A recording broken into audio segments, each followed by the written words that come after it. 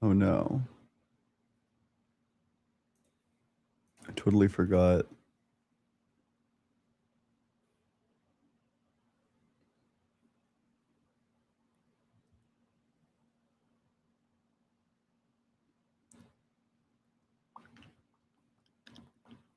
I gotta haphazardly apply chapstick.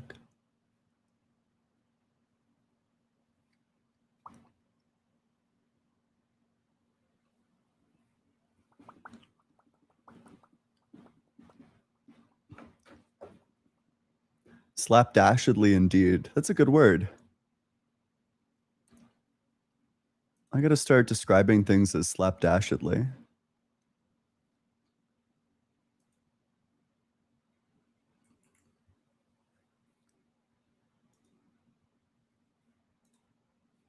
That is like the vocab word of all time. Hey, how's everyone doing? How we all doing? How we all feeling? What's the vibe like?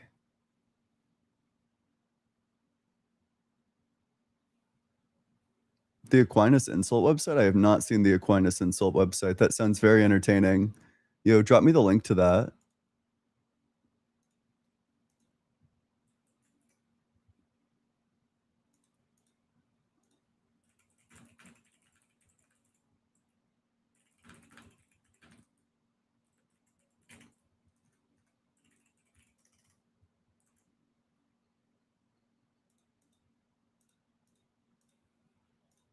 I hope we're all having a good one. Happy Thursday. My favorite Elder Scrolls game? I've played like truly an incredible amount of Skyrim. I have played maybe like 500 hours of Skyrim. It's probably my most played game. Maybe like I think probably League of Legends is my most played game. You know, when I was in high school, I didn't really apply myself. So instead, what I do is I would like come home, say that I finished all my homework, and then I would just play League of Legends until it got so deep into the semester that my grades were bad enough that my parents were like, you're not gonna play League of Legends. Are you kidding? You have like C's. You gotta do homework or whatever. You gotta figure something out. And I was like, that's bullshit. It's not fair. It's like fucked up. It's cruel. But I mean, it's looking back on it. But I played so much. That is to say, I played so much League of Legends in high school. It was not good.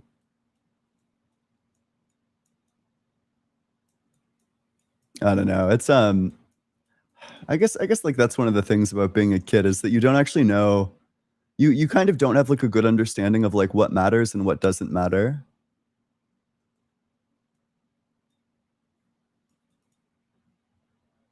Whoa. Okay, this Aquinas Insult website is really funny. You hold fast to human dreams and the doctrines of devils from defense and explanation of all the articles. Oh wait, that's Luther.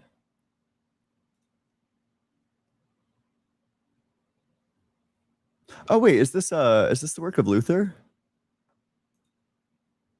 Oh, that's so funny. Okay. Yeah, that makes sense. Um, if you want some real discouraging stuff, you should see what Martin Luther has to say about Jewish people. Ooh. In fact, I wouldn't be surprised if like a lot of these insults are taken from those sections.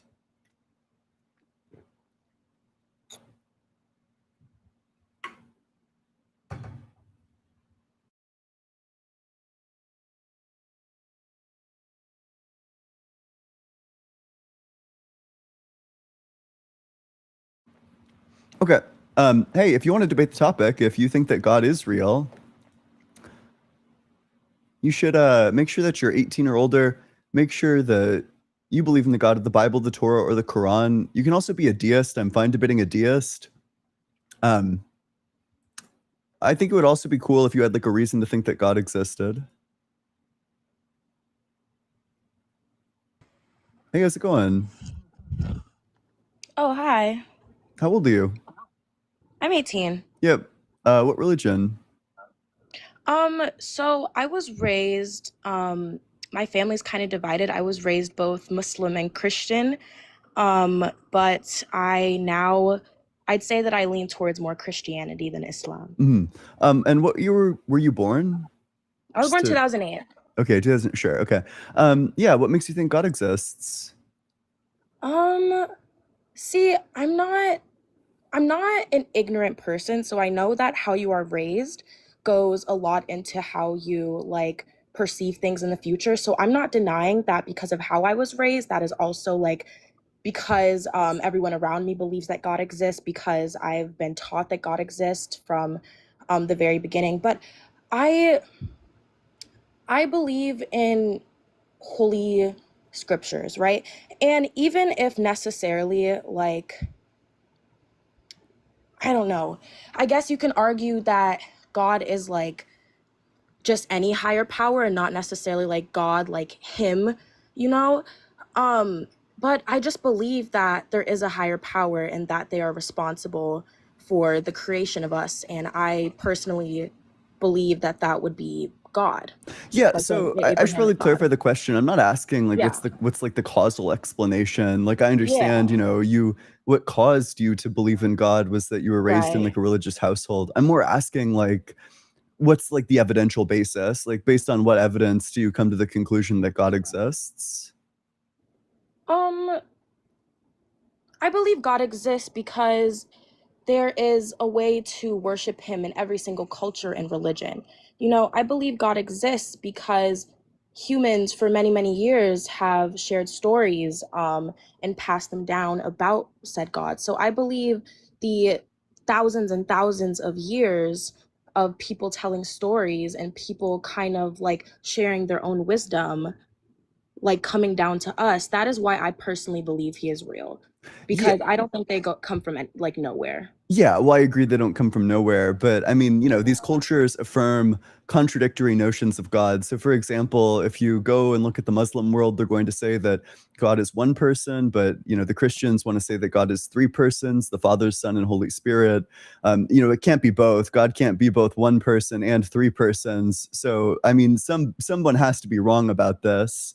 And I mean, if only one of these groups is correct in what they're claiming, I mean, it's at the point in time when we're writing off like all of the other religions, unless we have some evidence that says that this one religion is true, I'm not sure why we wouldn't just think that this one's also false, that this instead comes about via like psychological mechanisms. The human brain is wired to assign agency to things that we don't understand. When we didn't understand the tides, we said that's Poseidon. When we didn't understand lightning, we said that's Zeus. We assigned agency to these things that we don't understand. Kind of all people and cultures do that. So I think that the more reasonable explanation for why everybody has like or for why every culture has a concept of God is because they're assigning agency to things that they don't understand as opposed to there actually being a God. Yo, that kind of made sense. Mhm. Hey, do you have anything else? Otherwise, yeah, if you want to think about that, come back sometime in the future. That's totally fine. Yeah, I got you. Hmm? Hey, thanks so much for coming on up. Appreciate you. Make sure you're double tapping on that screen, sharing it with your friends, doing all that good stuff. If you're in that guest request box, I ask that you be 18 or older. I ask that you believe in the God of the Bible, the Torah, or the Quran. You can also be a deist too, but really, I mean, you need to believe that there's like some ultimate mind.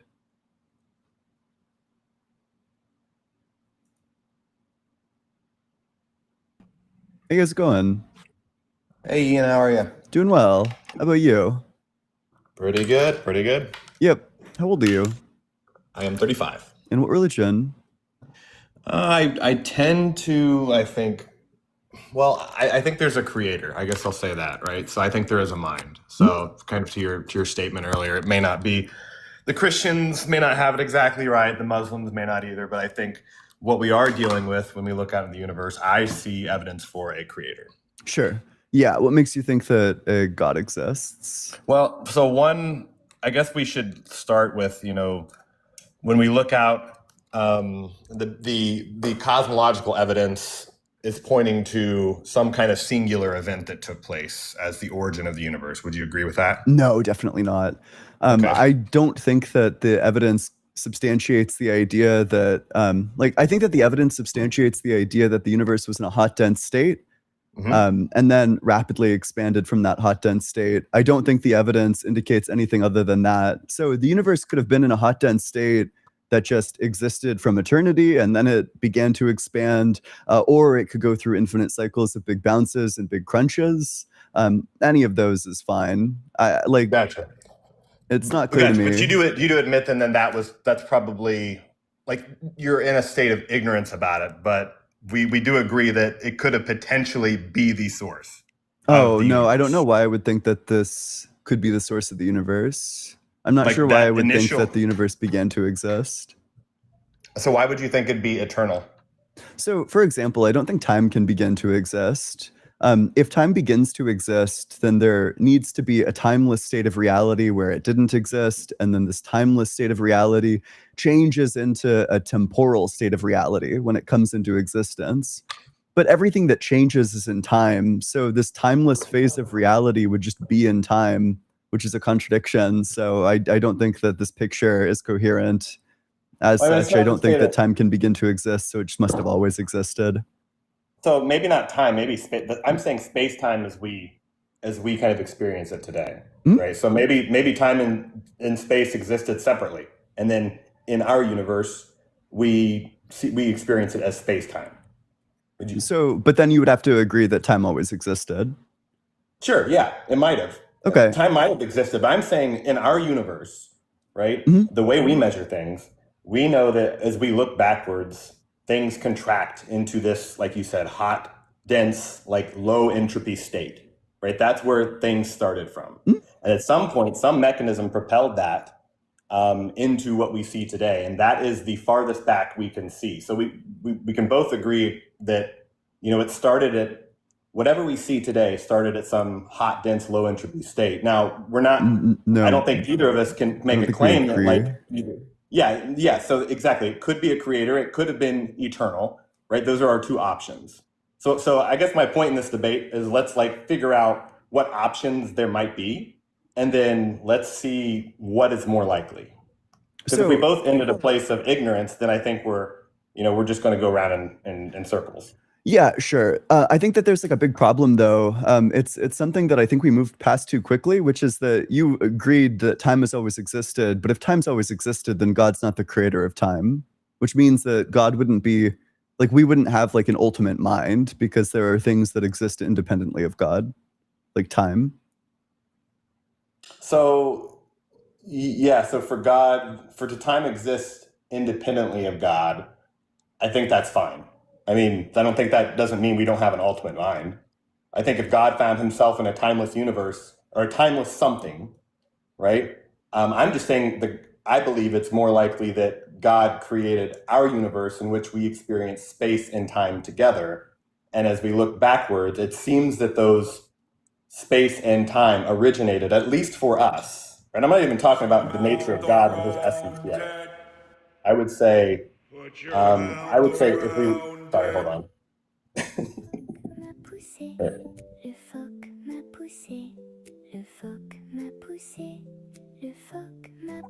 Yeah, sorry. It's, I don't know. At least these used to be really loud. We gotta appreciate that they're way quieter. But here, let me put on my camera too, so I can. Yeah.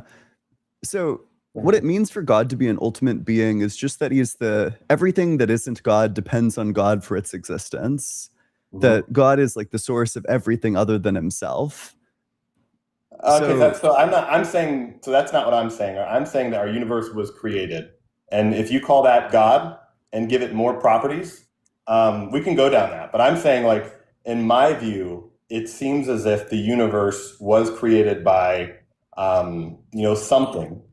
And some people call that God, and then give God moral credence and put all these other restrictions around God, which some of them I do agree with. But I guess I would just like to start with the opening with the possibility that the universe could have been created by a mind.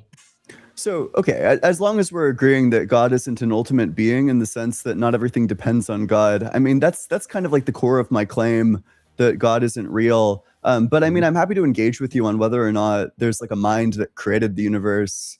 I think we have good reason to doubt this as well. Do you think that God is eternally creating the universe, or do you think he begins to create the universe at some point? I don't know, honestly. Okay, Like, so, let's explore both options. If God's eternally creating the universe, then the universe just is eternal, so then it doesn't have a beginning. So, I mean, that's problematic because then God doesn't create it. But then if God begins to create it, then God would change, which means that God would just be like a temporal being. So okay, typically so the way maybe I'll, yeah, I think I can answer that then now with that clarification. So I think the universe, like the laws of the universe today, are static and unchanging, right? So time translation symmetry does hold today and will continue to hold. So in that aspect, I think whether God created the laws of what we find ourselves in, I don't say anything about what's outside of the universe. So I'll say yes, that it is that God did create the universe as we see it today. I'm So asking, has he created it from eternity? Like, was he always creating it, or does he begin to create it at some point?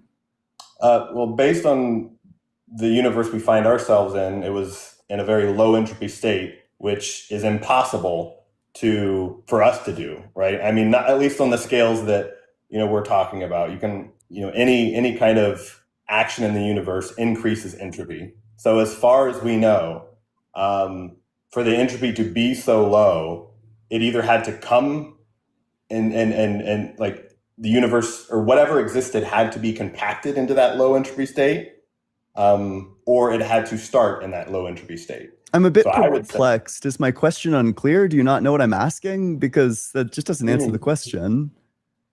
okay, so say it again. Do you think that God was always creating the universe? Do you think that he was creating the universe from eternity? Or do you think that he begins to create the universe at some point?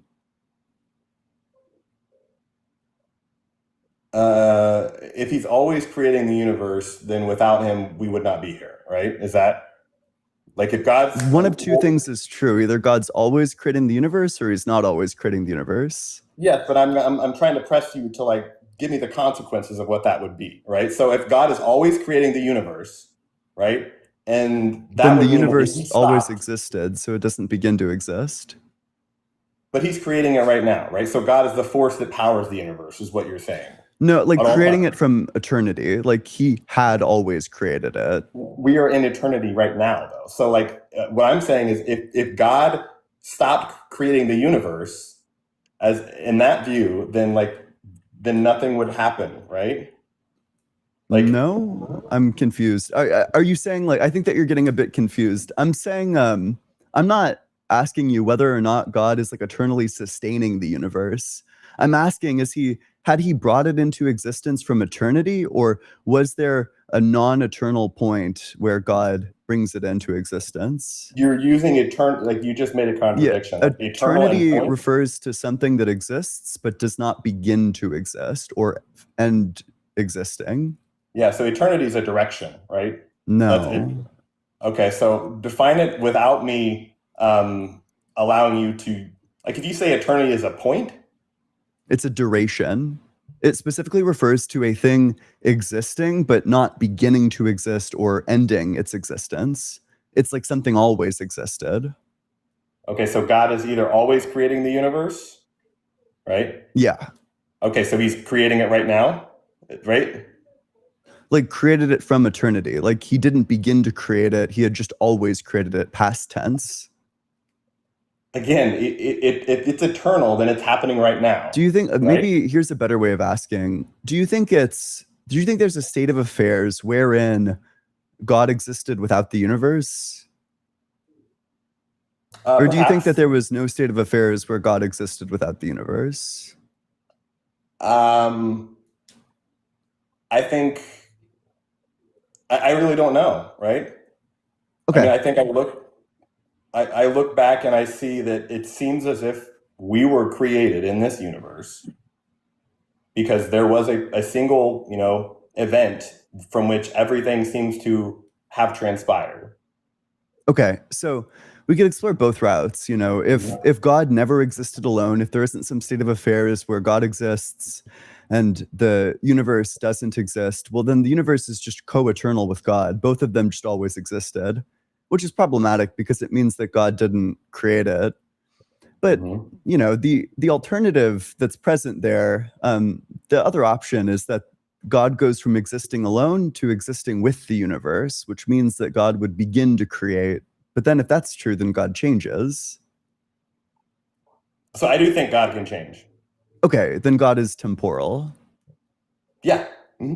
Okay, well then God is, he's not only not the creator of time, but he would depend on time for his existence. Yeah, I think God does depend on time for his existence. Okay, I so mean, you he think, has to. It's okay, action, sure. So then right? God is a dependent being.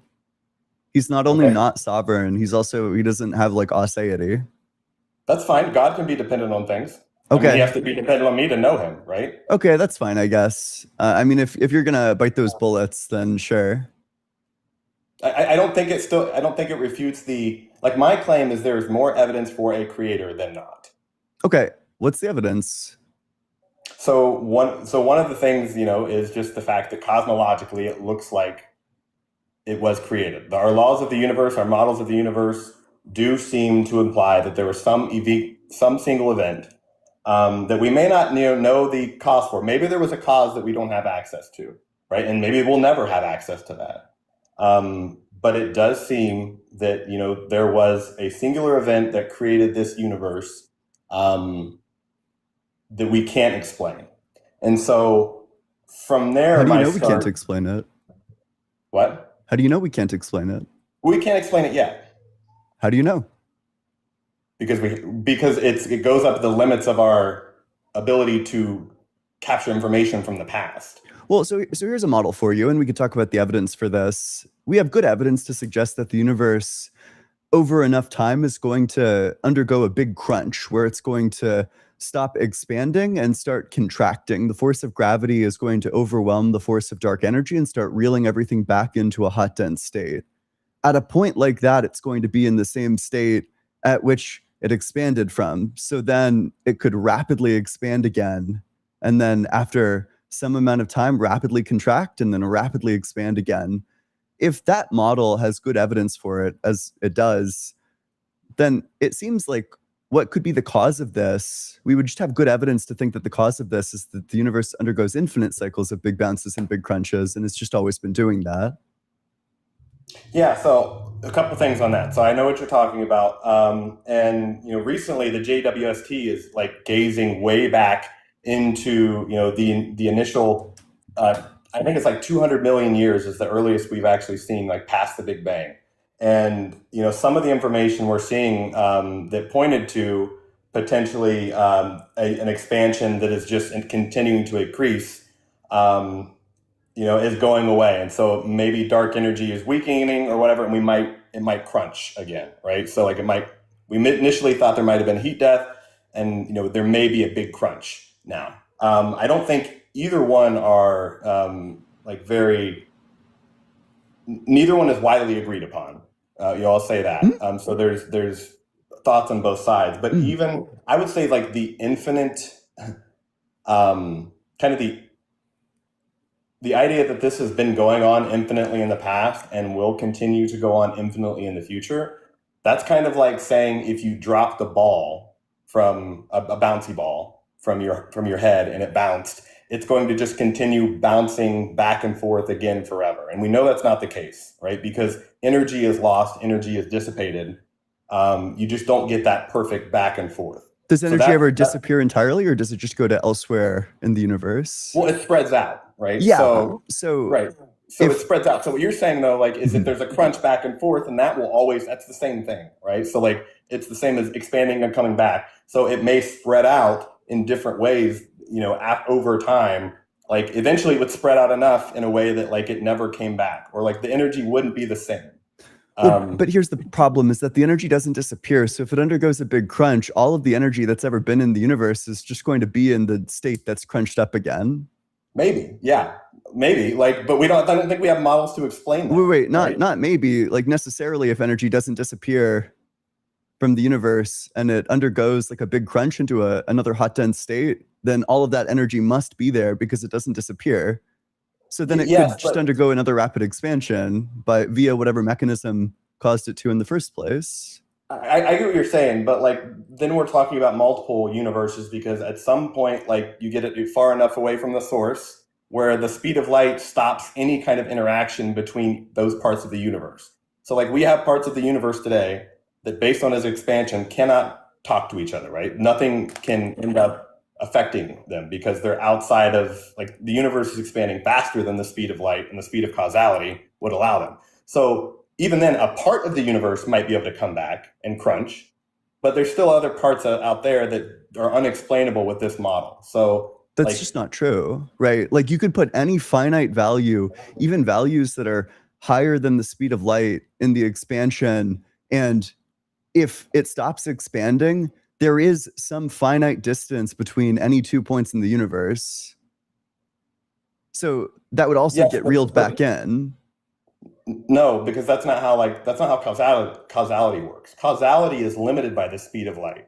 So if you Which have premise of that would you like which part of that of what I just said would you disagree with? That you have two finite points and they're moving away from each other. you think And space, is there like an infinite distance between any 2 points in the universe?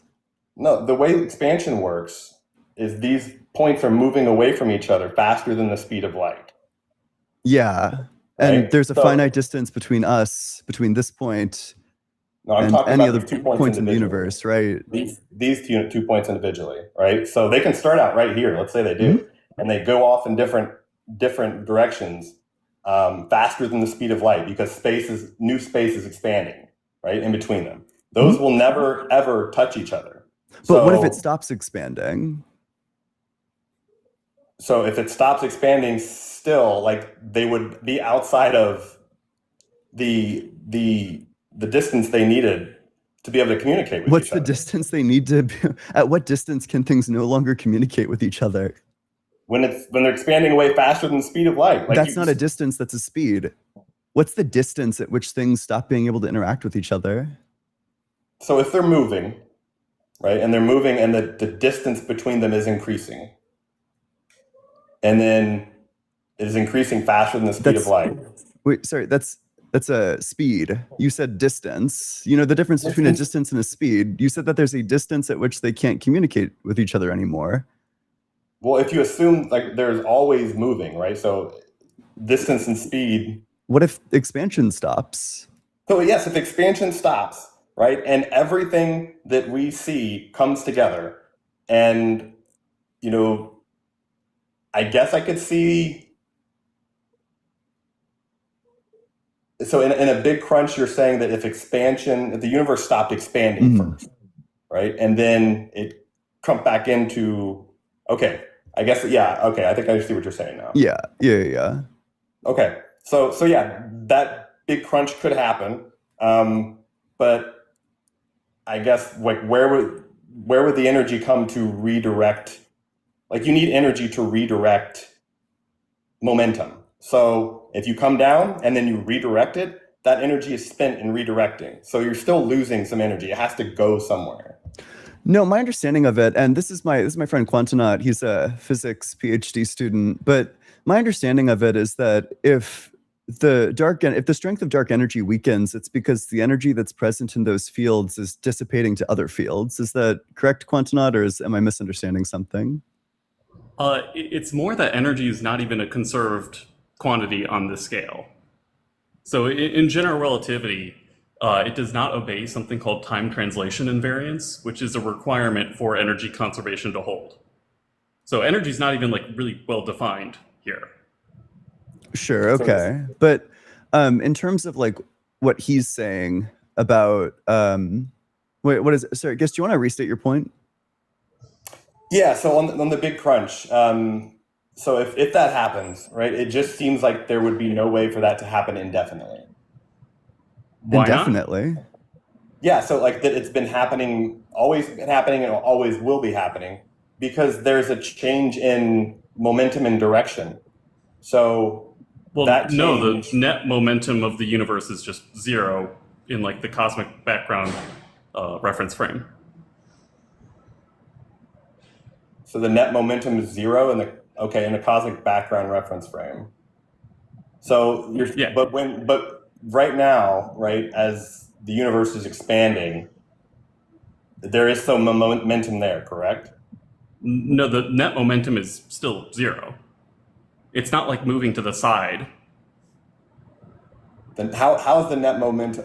What are the factors in computing the net Like momentum? if you start out in the frame of the cosmic microwave background, and you're just at a point in space, it will look like galaxies are receding from you equally in all directions, meaning that any momentum to the left is canceled out by any momentum to the right.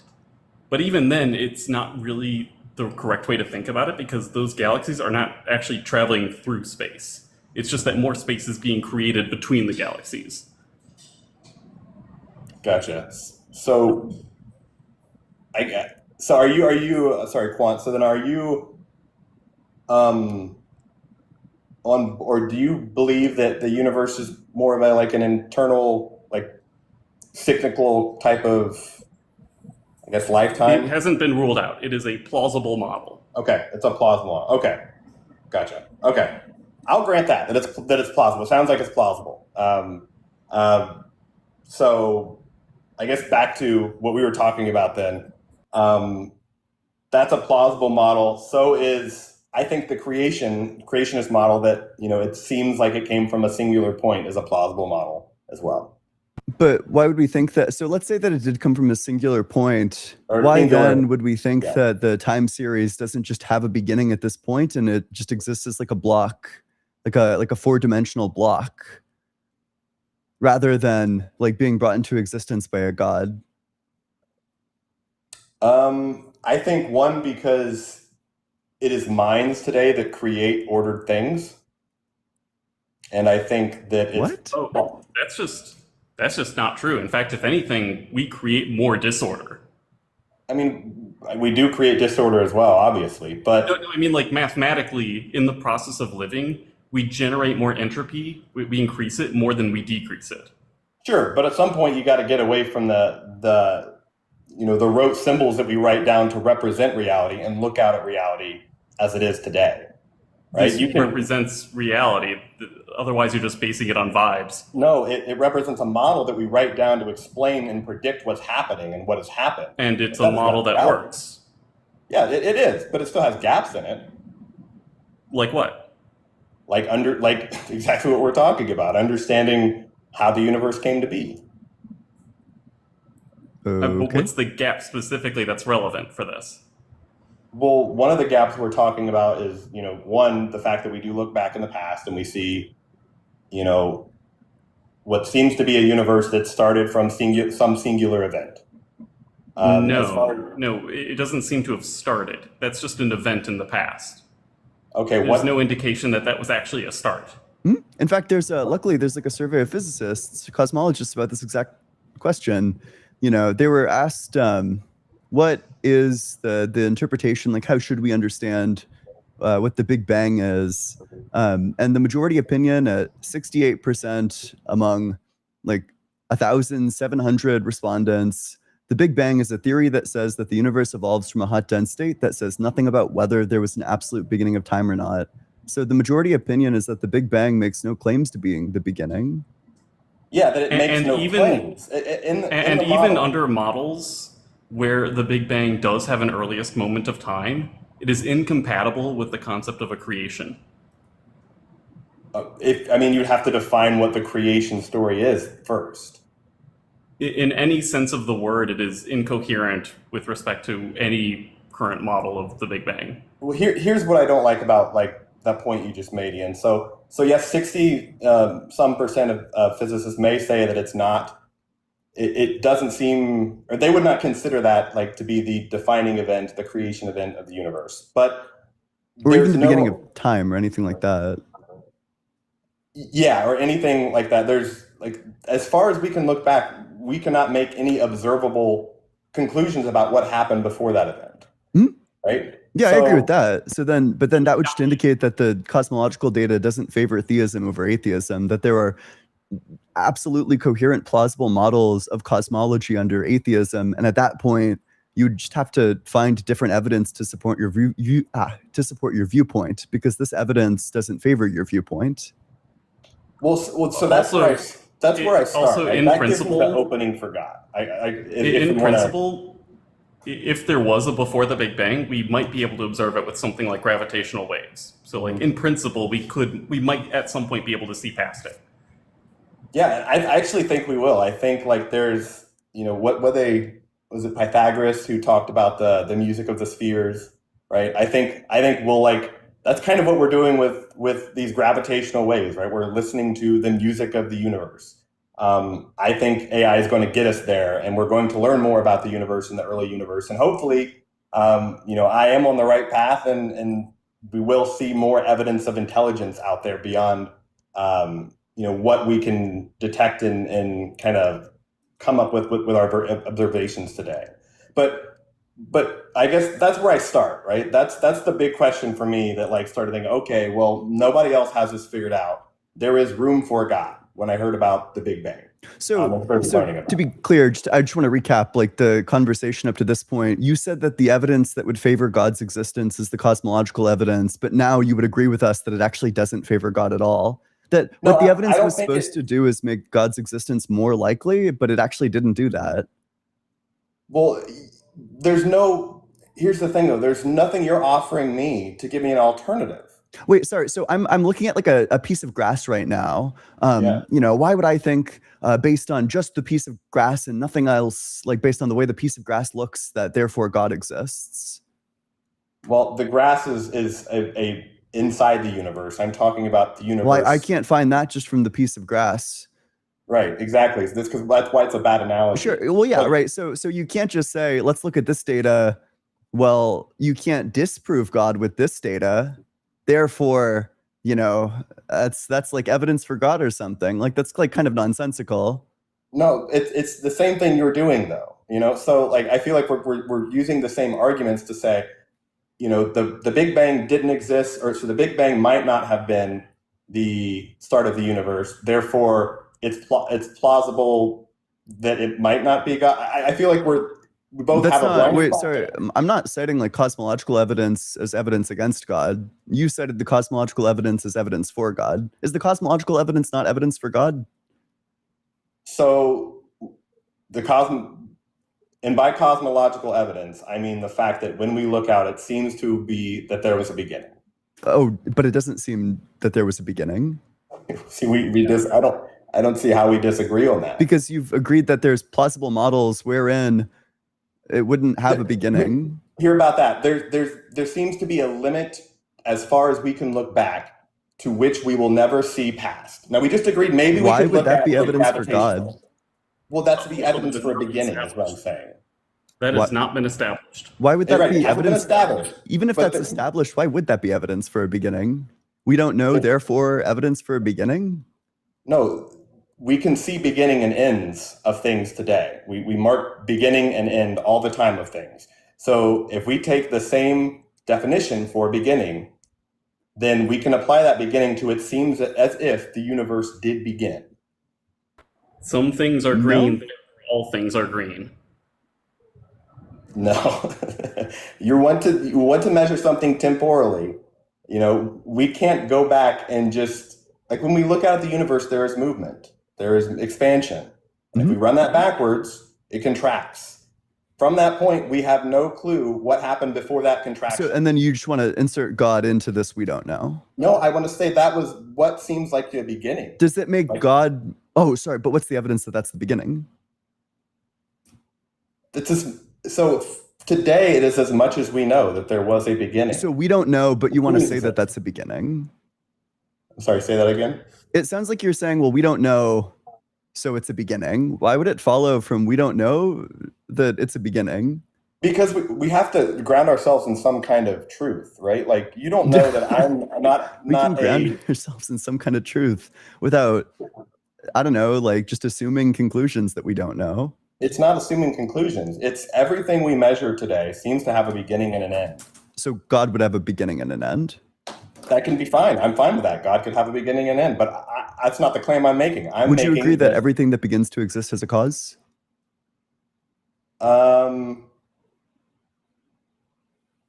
I don't know about that. You ever Because, and see- neither do you, right? You ever I see don't like a think we can- tiger pop into existence out of nothing? I mean, we see quantum particles pop into existence out of nothing all the time. Out of nothing? Just out of Yes, nothing. out of nothing, out of a vacuum. No, there's stuff in the vacuum. That's the point. Yes, but it It's seems not to really like. pure nothingness. That there Okay, is a so then cause. we're going to semantically argue what nothing means, right? So Oh, wait, what? What happened to him? He got like, He went into nothing. holy shit, dude. He got dematerialized. Darn it, not again. I keep doing this. I'm sorry. I What keep the hell? vaporizing them. I gotta turn off the collider. Sorry. sorry, guys, I don't know what happened there. Yeah, me neither. But yeah, so like whatever nothing means, then, right? Like, I would say quantum fields permeate and seem to have always permeated, right? So then nothingness coming out of fluctuations in the vacuum, that's something we measure the Casimir effect, right? So like we know that something is there. Different interpretations of the Casimir effect, but I digress. But Right, regardless, but it's it sounds possible. like you would be saying that like quantum fluctuations predate God. Yeah, that's what I'm hearing. I mean, they could. I don't know. That's hugely problematic if you want to say that God's the creator of the universe. I mean, again, we don't know what happened outside of what we see right now.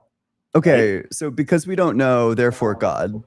No, Or like because we therefore a don't- beginning? Like, You want to set up an argument for me and then have me defend it, but then when I say I'm not making that argument, then you want. Everything that we I don't observe, understand what's going on. that we observe is compatible with a timeless or a eternal universe. Sorry, can you say that again? Everything that we observe is consistent with a eternal universe. Everything is consistent with an eternal universe. Yeah, Okay. we have not ruled that out yet. We don't have any evidence to suggest that the universe did indeed definitely have a beginning. Right. We have not ruled it out. Yeah, so that means that we don't have evidence that it did have a beginning.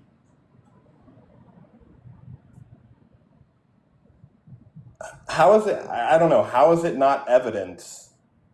Like, this is the first I'm hearing that the Big Bang is not evidence for, at least as far as we can see. Maybe not the beginning of space and time, right? As is defined outside of our observable universe, but within No, our sure, observable it's universe. almost by definition, it's our observable universe, but that's not the argument here. What? So that's my argument. Maybe that's the difference, right? My argument all comes in from, it's like the observable universe that we see. I'm not trying to So argue you anything think that outside. like God doesn't have control of what happens beyond the edge of the observable universe? No, that's not what I'm saying. I'm saying that God created our observable universe. I thought you said that That's quantum fields like always existed and always permeated. Okay, maybe God showed up and they were here. I don't know. Okay, but then God's not the creator of them. Our observable universe.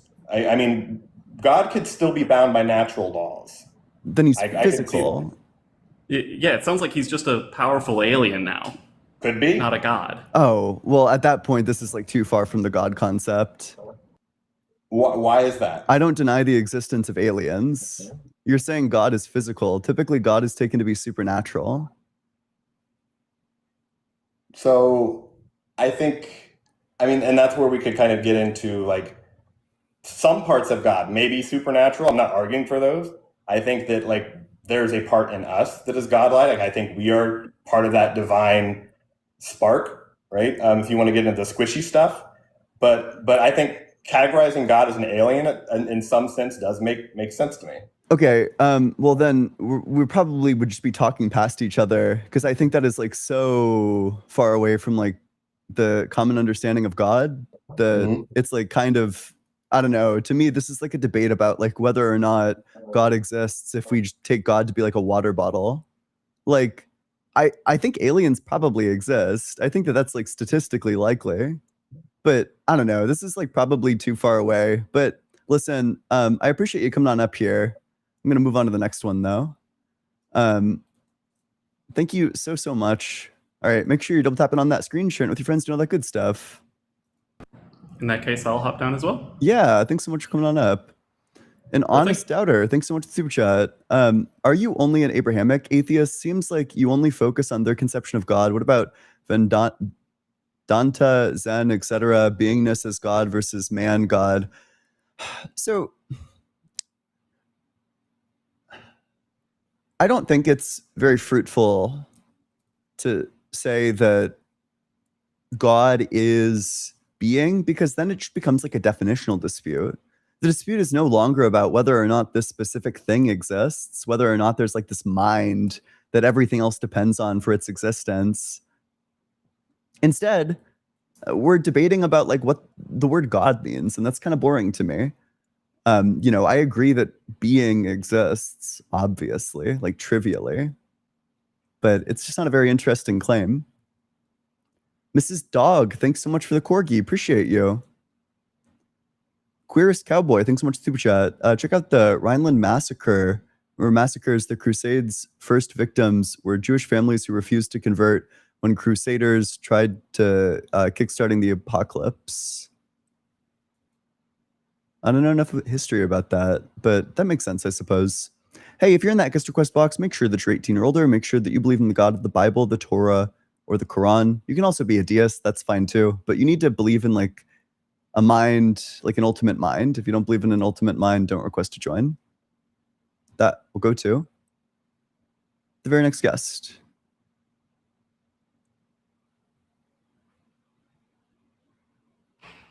Hey, how's it going? Hi, how are you? Doing well. How old are you? I'm 18 right now. Yep. So I'm Muslim, just so you know, just a quick background. I'm Muslim. I was born and raised Muslim, and I've been listening to your debates for quite a while. I really appreciate the atheist mind using, looking at the point of view of an atheist. I think it's pretty fascinating how they interpret things versus how we interpret things. So I just wanted like a quick question. I have no background intro on atheism. Yeah. So I just want a quick general question. How do you think the Big Bang was initiated? So I think atheism is compatible with a variety of positions. I think that the data, like the physics data and all the physics models for the evolution of the universe over time is compatible with a variety of positions. I could like go through like a couple of them, although there are like truly an unbelievable number of models. But there's like kind of like one. There's like a way that we could classify models. We could classify them by the models that are going to say that the universe always exists, or that like the time series of the universe is infinite into the past, and the ones that say that it's finite into the past.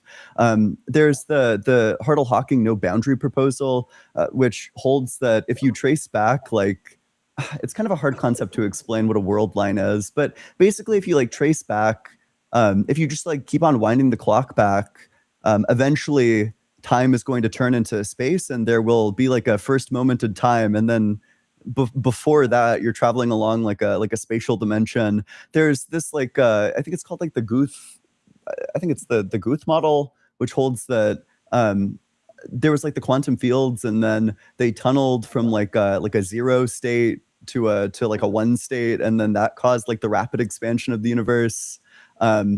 There's views that the time series of the universe is just infinite into the past. Maybe it undergoes infinite cycles of big bounces and big crunches. Maybe it was in a hot dense state for eternity and then it rapidly expanded. It's kind of too early in the cosmology game to tell, but there are lots of proposed mechanisms for what it could be. Atheism is compatible with all of those.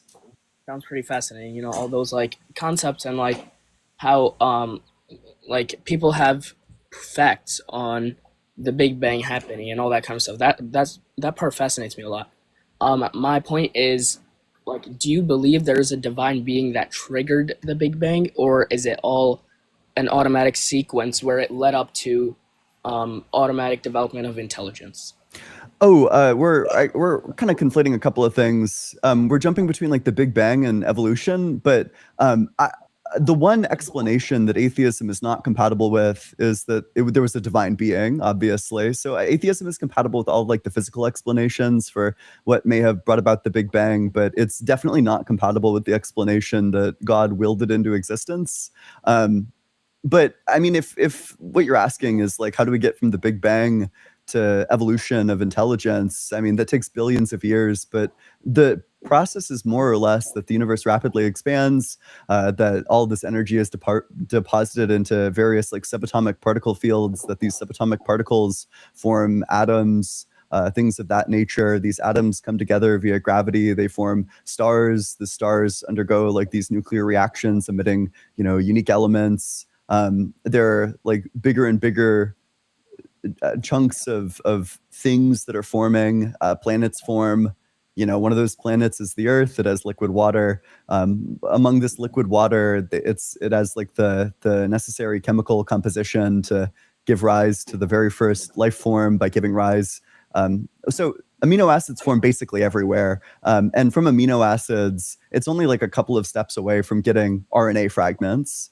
And some of these RNA fragments are going to have the ability to make copies of themselves and then also consume energy around them. And as soon as you get one of these RNA fragments that consumes energy around them and makes copies of itself, well, at that point, all it needs is like a phospholipid bilayer to surround it, and then you just have a protocell, and that will undergo Darwinian evolution and make new copies of itself.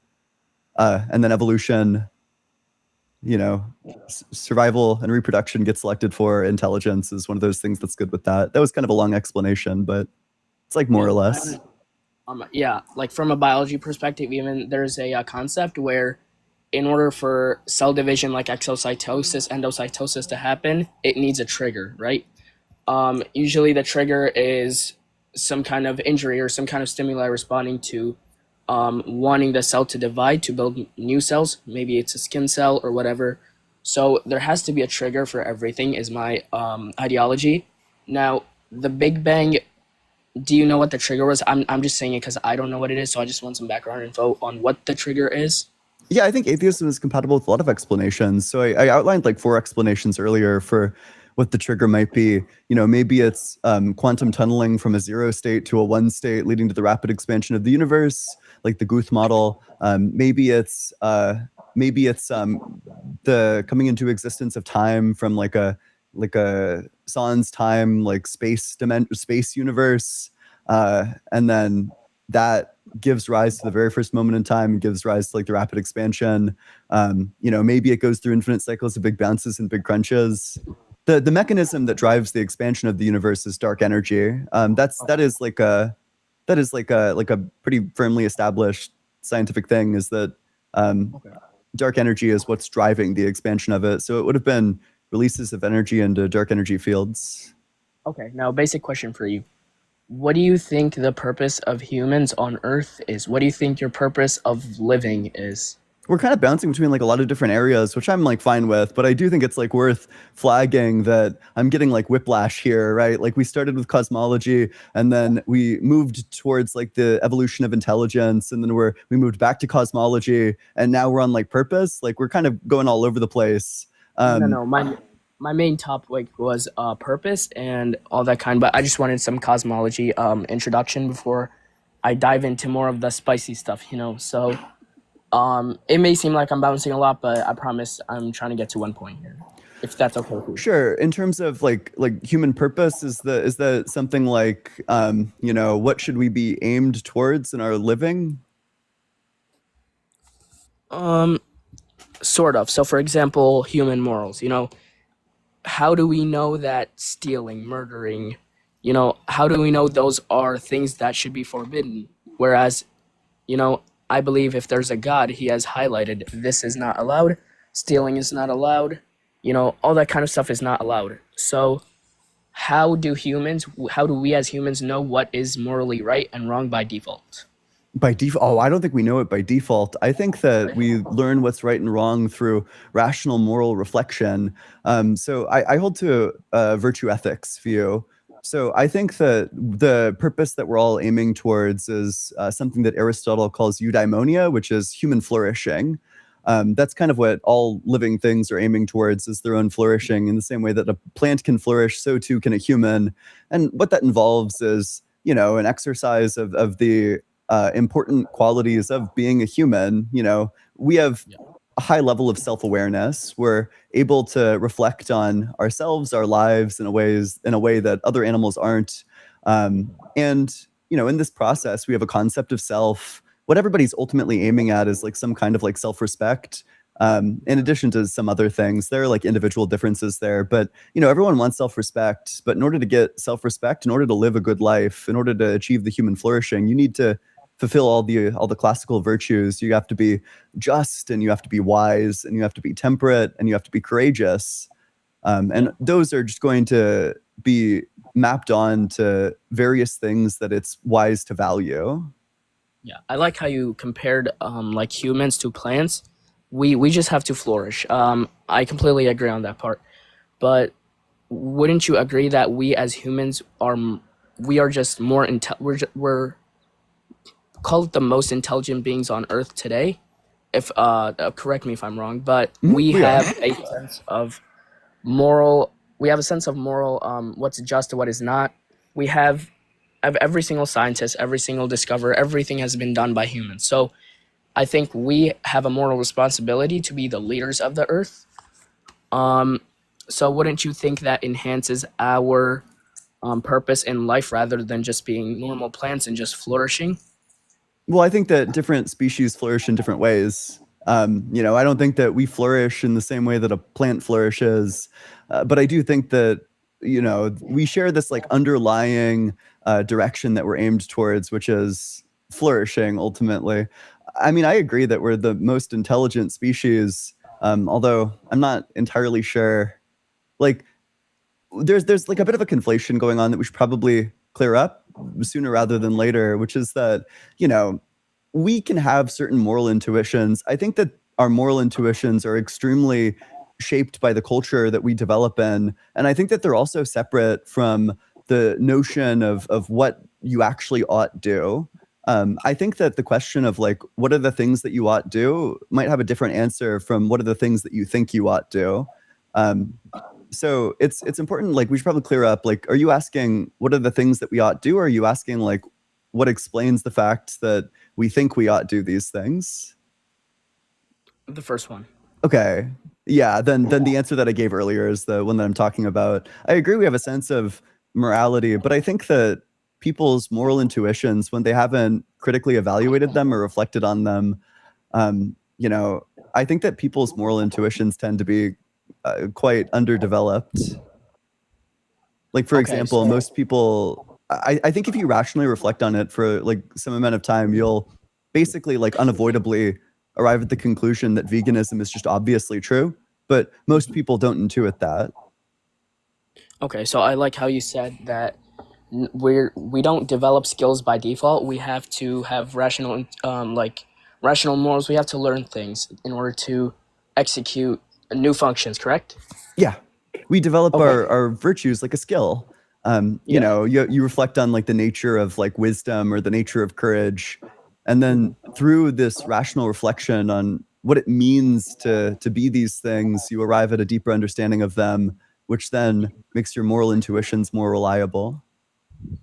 Okay. So I want to give you an example. It would help if you can clear this up too. For example, you have a large field. Okay, let's say a big field in Afghanistan, for example. There's multiple grazing horses. There's multiple grazing cattle. When a new horse is born, it immediately stands up. How does it know to stand up? Number one, it immediately starts breathing. How does it know to inhale, exhale? These are processes that are by default. There's no learning in this, correct? How does an animal know how to mate, how to protect itself, how to fight? These are all things that no one has taught them. You can see this by birth too. The parents don't teach them how to open their eyes, how to blink, how to breathe, how to stand up, how to walk. These are all things they just learn on their own. So we believe that a divine being, God, is the one who has put what in Islam we call this qadr. He has put this by default in everyone. So we use some of his given talent, and we start learning from our parents, and that's how we develop skill and morals. So, I mean, I obviously disagree with that. It certainly is your presupposition that God's the source of these things. That's not my presupposition. And I mean, I think evolution offers like a totally reasonable explanation of how certain animals would have these, like certain animals are going to be born standing up. They're going to be born basically able to walk. They're going to be born with inclinations to seek out food, to seek out water, to seek out sex. And I mean, for the vast majority of animals, like they do learn things over time. They might not pop out knowing that they want to have sex with something, but they might like learn through their experience that it feels good when you're rubbing your parts against something, and also you have like this desire to rub your parts against like some members of the species, and then you figure it out. I don't know, you like work through it or whatever. I don't know. It seems like the naturalist explanation makes way more sense here. That evolution just seems to perfectly explain this. So it doesn't seem like we would need God to explain any of this. So what about like breathing, how to breathe, how to open your eyes and stand? I think most of that is involuntary. I think that's like, that comes like evolutionarily programmed into you. You don't need to learn that. Okay. Are you okay with getting into the Islamic ideology, or do you Sure, prefer? that's fine. Okay. So, if Are you, let's say, can I ask, are you Sunni or Shia? Sunni. Ooh, which one did you say? You cut out. Sunni. Okay, sure, yeah. Yeah. And do you follow like a more specific school than that? That's kind of more advanced Islamic theology. I don't want to get you that far because then it's going to create confusion for you. My point is, well, if you want, we can. Would you prefer? Well, I'm just I want to get into Islamic theology. I just want to know which school that you hold to, or like which tradition. Okay, so I hold to the Hanafi madhab, the ideology, because I'm from the region that follows Hanafi. If you go to Africa, they follow the Maliki, and it's kind of different based on where you are. But the ideologies don't conflict each other. They're just different explanations for more gray area topics. That's another thing in Islamic ideology. Okay, yeah, that's fine. That's fine. Yeah, what do you want to talk about in terms of Islamic ideology?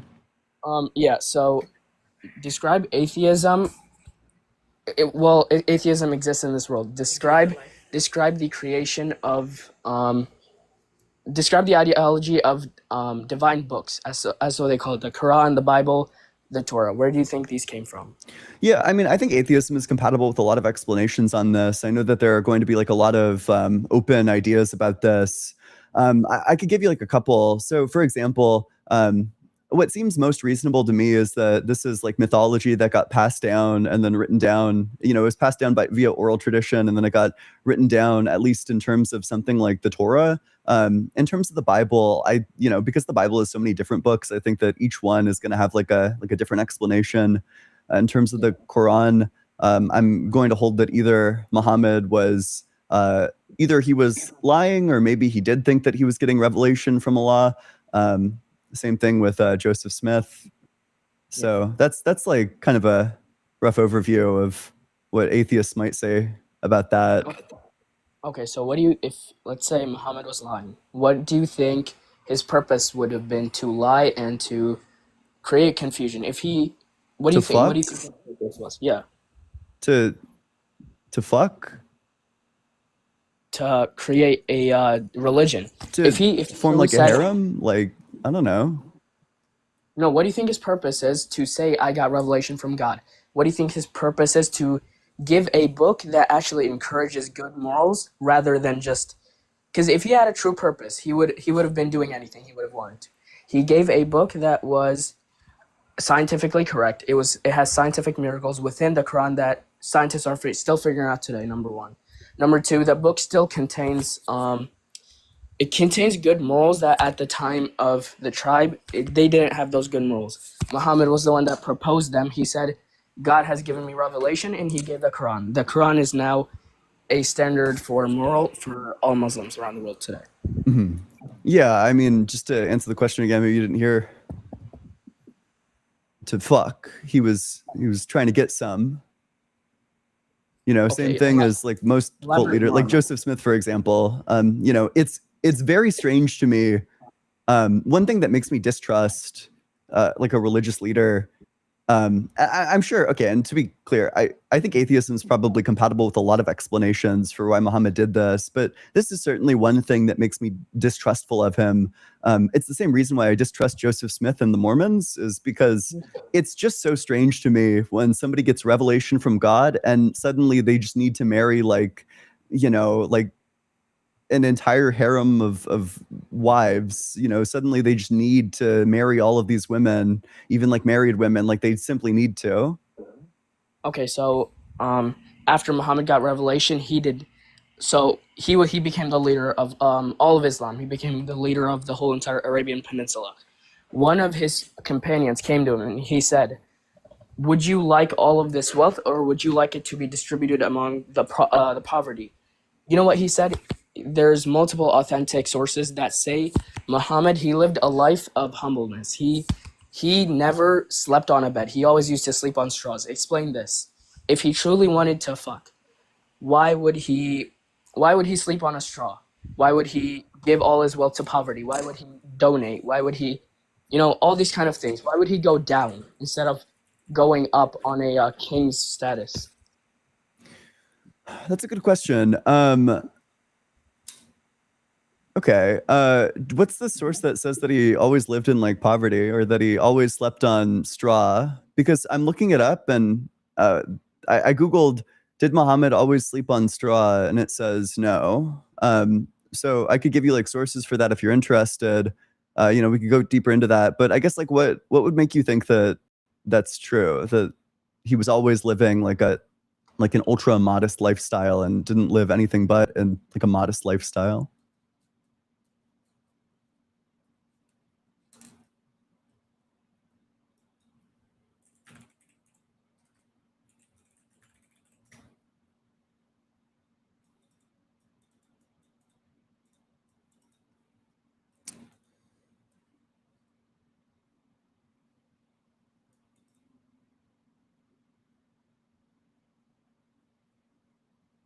Hmm.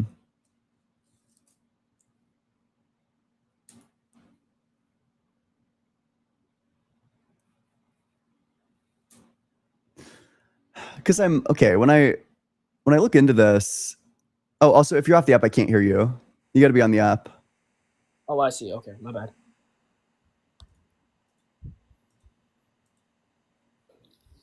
Did you hear what I said? No. Oh, okay. I was saying, if Muhammad was given multiple chances to live a king's dream, he was given multiple chances to boost his reputation, yet he turned them down. Like, You read what's the whole entire- what's the source that says that he lived like a frugal lifestyle, or that he should always like slept on straw or something? There's multiple sources, but they're all compiled into one book. It's called Rahiq al-Maktoum. That book covers his whole entire lifestyle. So you read the whole entire book. It tells you, he used to decline on this worldly. He used to call them How do you spell worldly that? pleasures. I'll give you give me a sec. Yeah. I have a book in my room. Let me just check. Wait, sorry. Everyone in chat is saying that you're 16. No, I'm 18. What year were you born? 2008. Chat, how are you guys figuring that he's 16?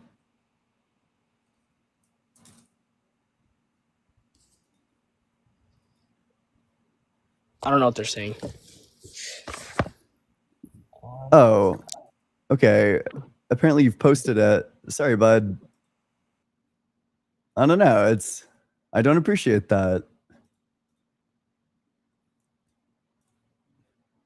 Like, wait 2 years or something.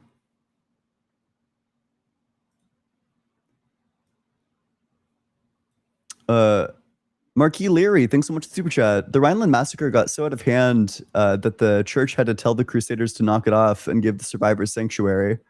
That's pretty crazy. That's like you have to be like way over the line for the church to be like.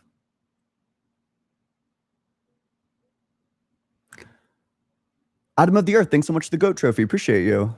Your crazy ex-girlfriend, thanks so much for the cool Corey membership. Welcome to the community. Dr. Fudge, thanks so much for the super chat. You can hear him flipping through the pages in his script. LMAO, poor kid. Yeah, there were like some neck-breaking pivots there. Jazzbear and Crab, thanks so much for the super chat. Baby chickens die of dehydration if not shown how to drink.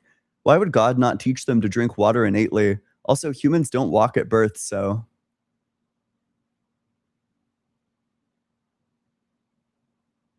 Ah, that's interesting. That makes sense evolutionarily, but not really otherwise. Like a Wild Wolf, thanks so much for the super chat. Appreciate you. All right, let's go to the very next guest. If you're in that guest request box, make sure that you're 18 or older. Make sure that you believe in the God of the Bible, the Torah, or the Quran. With that, we will go to the very next guest. Hey, how's it going? Hi, how are you? Doing well. How old are you? I'm 20. And what religion? Christianity. Sure. What makes you think that God exists? Well, I mean, what makes me think that he exists is because the other day, I think it was yesterday, you put a few premises on the screen. And if I remember correctly, one of them was you saying that if time begins to exist, then a timeless state would like change into a temporal state. And I mainly don't really agree with that because creation like isn't a change in God or prior to like a timeless state. So reality wasn't in a timeless phase that then changed into a temporal phase? No, because God's like pure act of creation is I eternal and timeless. I should clarify this. I'm not saying that Sorry? this is like a phase in God. I'm saying that this is a phase of reality. Reality is in a timeless phase when time doesn't exist. Reality is timeless without time. Yeah, then yeah, I'd say reality like existed before that. Yep. So reality is timeless without time. And then with time, it's temporal. So reality would change from being timeless to being temporal. Well, no, I wouldn't say that because the way that I believe it, as I was saying just before, is that the pure act of God, which is creation, is eternal and timeless, and then the universe begins in time, but God like doesn't start creating Oh, because he was always creating to begin with, and the universe kind of has its like first moment because God's act, I mean, as I was just saying, is eternal. is God's act of creation causally sufficient for the universe? That is to say, like, if God acts to create, if he exercises his causal power, does that necessarily produce the universe? Yeah, I'd say he. Okay. Well, then the universe is was- just eternal. I mean, if God is eternally exercising his causal power, which necessitates the universe, well, then necessarily the universe must exist. Otherwise, there's a state with a contradiction, which is that God exists. He's exercising his causal power to create the universe. If God exercises his causal power to create the universe, then necessarily the universe exists, but the universe doesn't exist. So then the universe just must be eternal. Well, no, I mean, I'd counteract that and say, from what I was going back to before, is that his will of creating the universe was eternal, and the eternal cause doesn't require an eternal effect. So are you saying that his act of creation, like his exercise of causal power, is eternal? Yeah.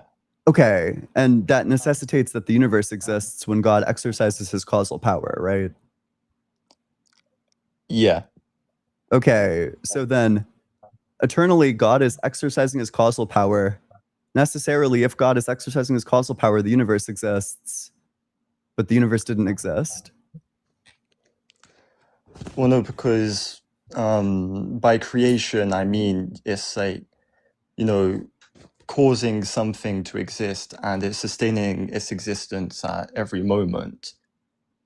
So, okay, this just seems to me to be like a straightforward contradiction. Maybe you could help me out here. Yeah.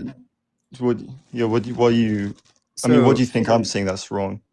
So you seem to be affirming, or like it kind of seems like you're trying to affirm both that the universe doesn't always exist, but God had always created it.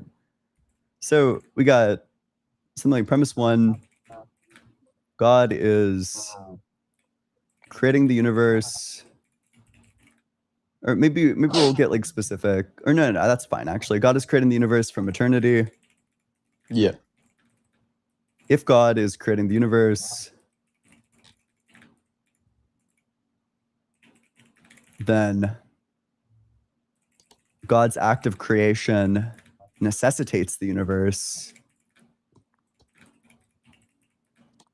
into existence. The universe doesn't exist. Or maybe even better, if God is creating, then the universe exists, but the universe doesn't exist from eternity. These seem to be in contradiction with each other. Let me read that. God is creating the universe. Do I mean? For me, it depends what you mean by eternal, because it can be like distinguished into two different things. Because the way I believe eternal to be is a means of like existing outside of time altogether. And from what it looks like, the way you wrote it down, you're kind of making it sound like it's everlasting, which is distinct to that, because everlasting would be existing like through a different infinite amount of time. Yeah, sure. So I can clarify that. When I say that it existed from eternity, what I mean by eternal is just that it exists, but it doesn't begin to exist, and there isn't like an ending to its existence. That's all I mean by eternal. So when people say God is eternal, I take that to mean something like God exists, but he doesn't begin to exist, and there is no end to his existence. He just kind of always exists. Otherwise, you end up with some state that has these three things as true in it. There's a state where God exists and the universe doesn't exist, where it's true that God is creating the universe, that if God is creating the universe, then the universe exists, but the universe doesn't exist, which is like a contradiction. Yeah, I mean, I see where you're coming from. I mean, maybe I should have cleared up what I was saying, where, I meant to say that, God himself is eternal. I mean, we both agree with that definition of eternal. Yeah, if he but- existed, yeah. Yeah, but I was more trying to say that the universe is kind of everlasting since he eternally willed it, and time should have kind of no first instant in it, and then every moment of time would still be caused by God's eternal will. Okay, so you would agree that there isn't like a first moment of time? Yeah, I do agree with that. Okay, yeah, then you were just told that the universe always existed. Well, no, sorry, I don't think you're like understand what I mean by like always existing and then everlasting, or like eternal and everlasting. My understanding of everlasting is that it's something like it begins to exist, but it doesn't have like an ending point. Yeah. But then that's the opposite of what you just said. You said that there is no beginning point for the universe. Like there is no start of the universe.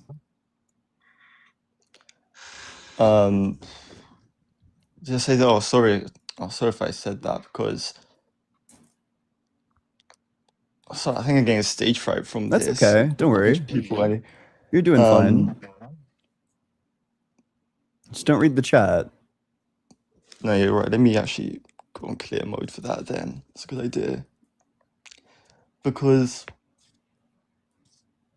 I was also my train of thought. You caught me on that one. That's honestly. okay. This is like a pretty common, like if you read into like the current philosophical status of like Yeah. the timeless God, this is like pretty devastating for like the Thomist, like the Aquinas research program. But there's just no way to reconcile. There's no way to reconcile a timeless God with the A theory of time. That if you believe that God is timeless, then you kind of have to accept the B theory of time. Otherwise, so you run into like kind of two problems. Like the creation problem that we're talking about, if God's timeless, then he's unchanging.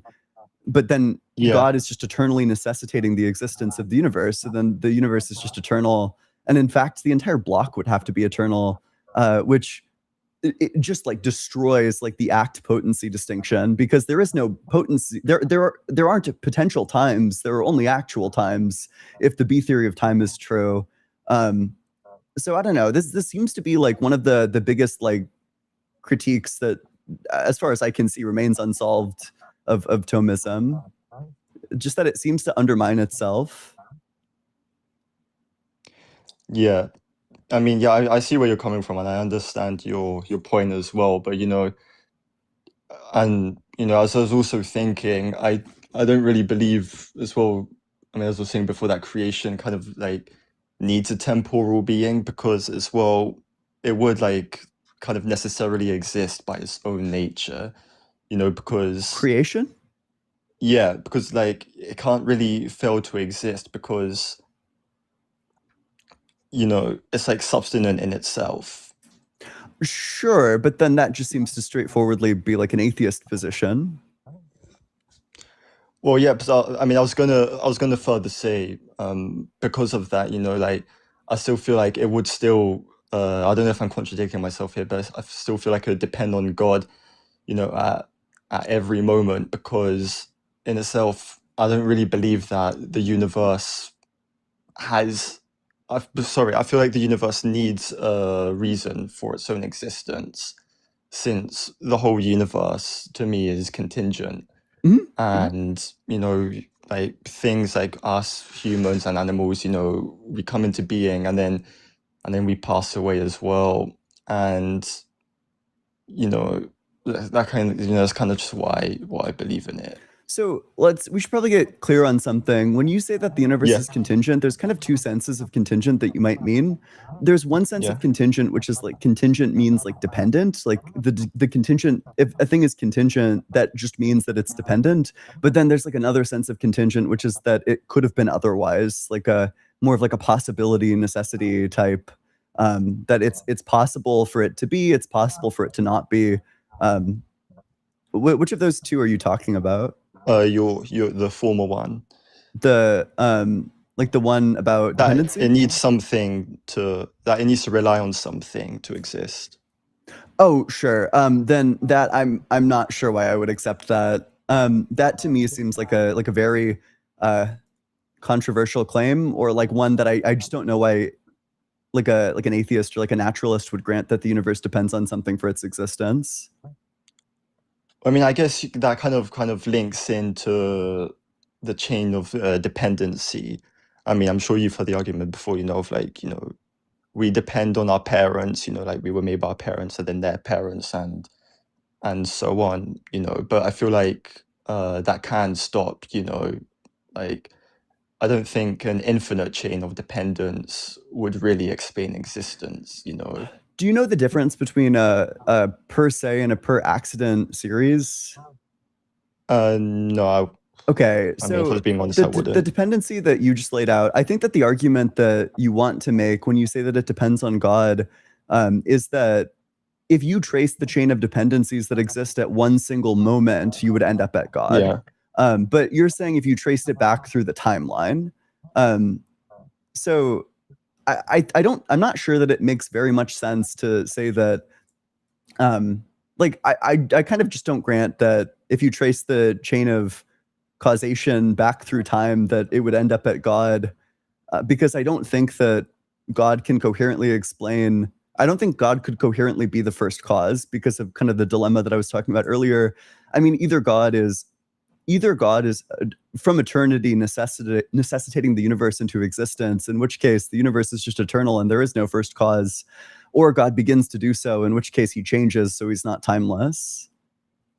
But then if you're instead investigating it not as like the causal chain, but instead like the dependency chain of the things that exist at the same time, it's not clear to me why that would even make it outside of the universe, as opposed to saying like the independent being is like the space-time fields, or the independent being is like the particle fields, or the independent being is like the wave function or something like that.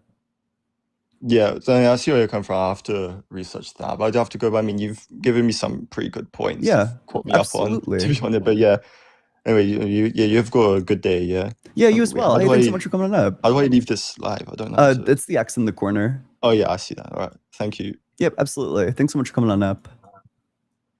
Wow, we're getting a lot of like really polite ones. That's pretty cool. Le phoque m'a poussé, le phoque m'a poussé. What the fuck? Why is it? This is like weird. This is a weird song. Chambermaid, thanks so much for the loot box. Appreciate that. Let's get a big W for Chambermaid. Grimlock, thank you so much for the $5 hydration reminder.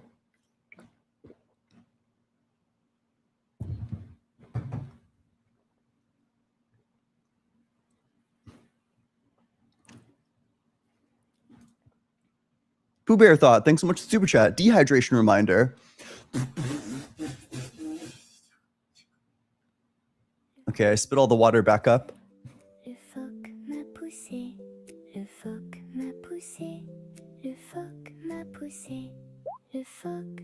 For the dehydration one, I should just take like I should like ingest like a bunch of salt.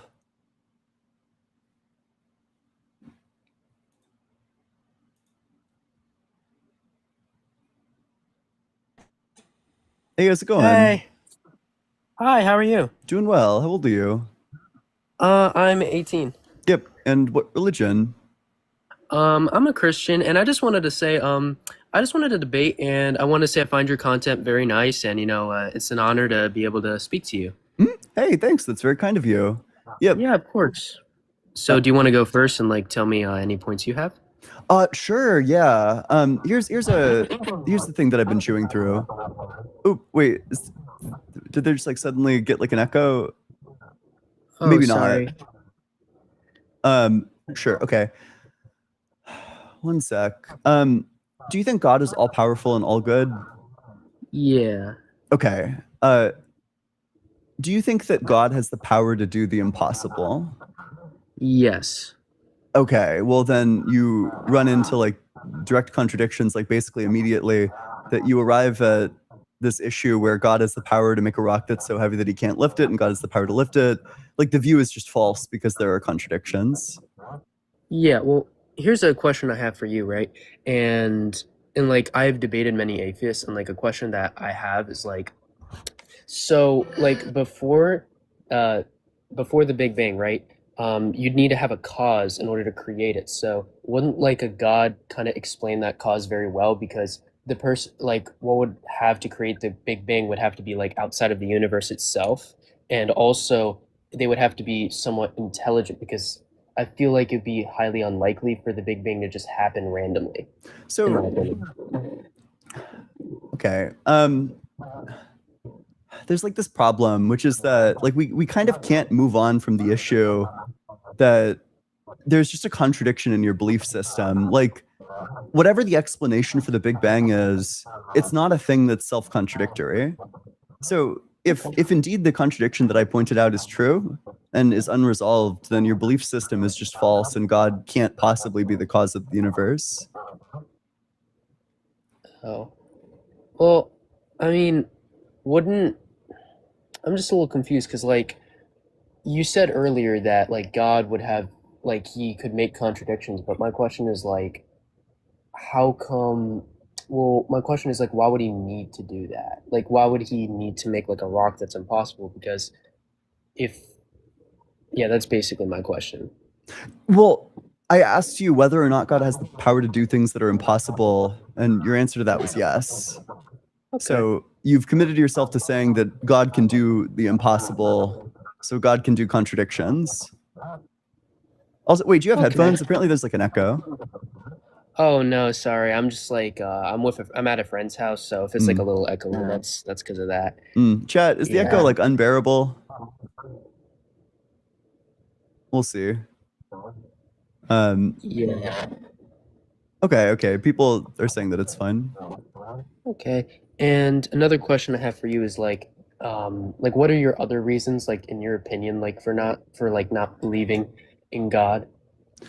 I certainly think like, okay, I don't think that God is a very good explanation of many things, because even if we put aside like the logical issues, like the contradictions or whatever, I don't think that God is a good explanation for things like life or like the way that creatures are. There's like this huge issue, which is that if God is perfect and God explains some facet of reality, well, we would just expect that facet of reality to also be perfect. You know, we would expect God to design things in ways that reflect his loving nature. But I mean, I look to nature and it's filled with animals that are designed like medieval torture devices. Like, you just have animals that are inflicting like horrific, totally unnecessary suffering on each other.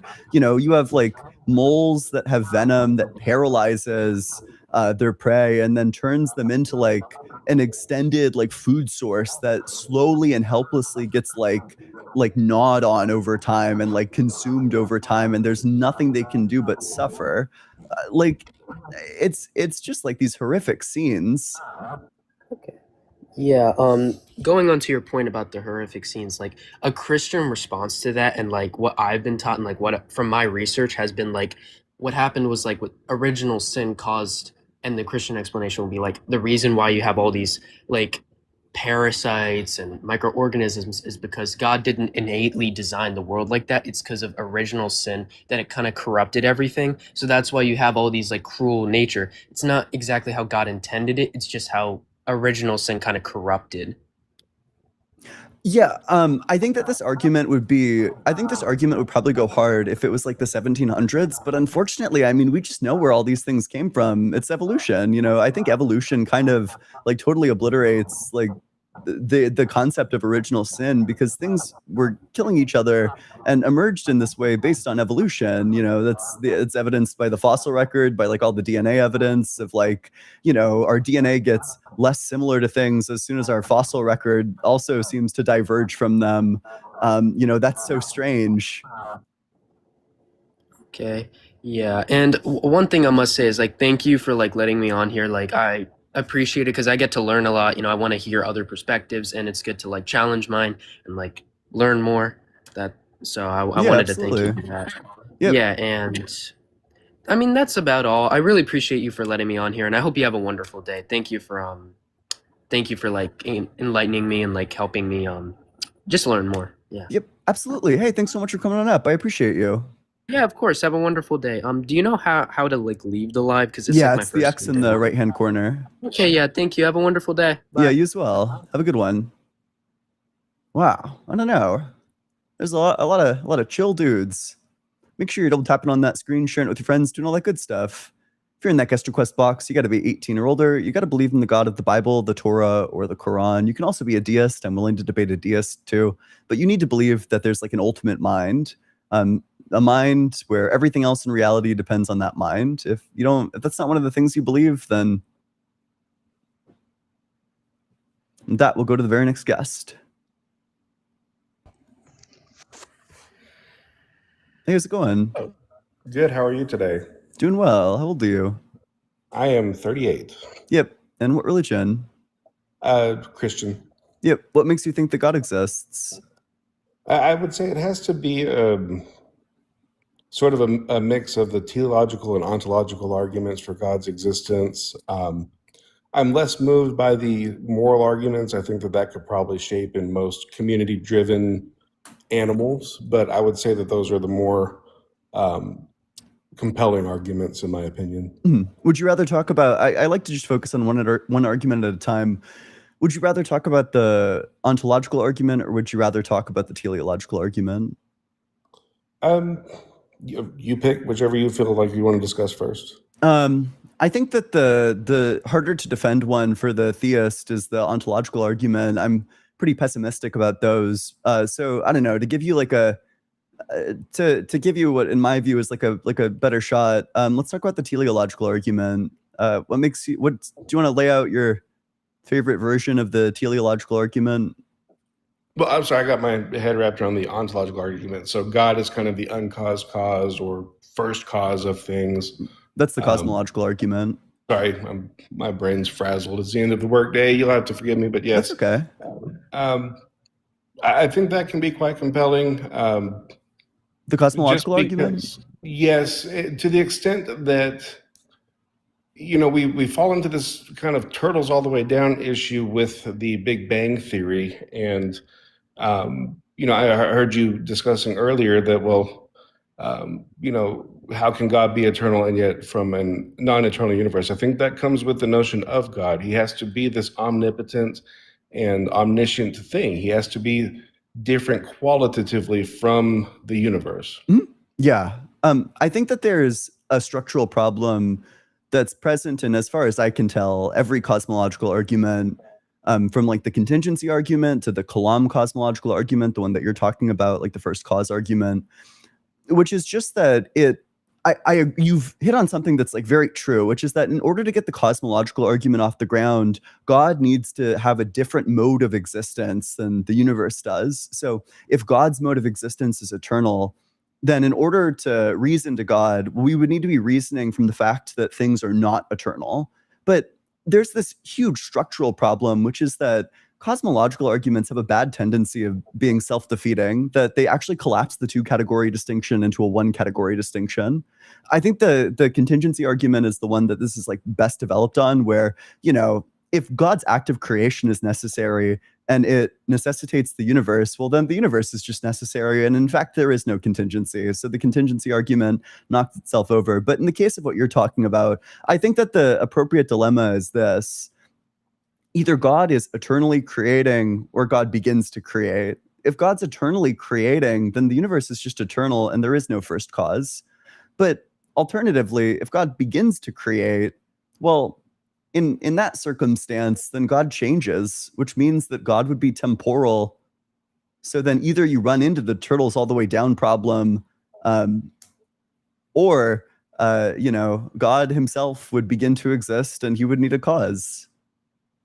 Well, I think we can even delve into Spinoza's defense of God as the immanent cause, right? He is the cause in itself. And I think that if you were to take that view that God can be outside of time as perceived from the human lens, you know, we think of the universe as in a constant state of expansion, decay, genesis, expansion, decay, genesis. So in the human perspective, in our limited scope of understanding of this vast universe, God could be atemporal in that sense, and yet we still perceive him in time.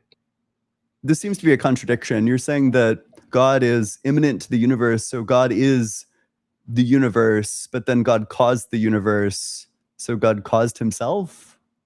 I would say that God, in a sense, is necessitated by that existence, because if we don't have some emanating cause, some cause that drives or propels this energy of the universe, I just don't see where that.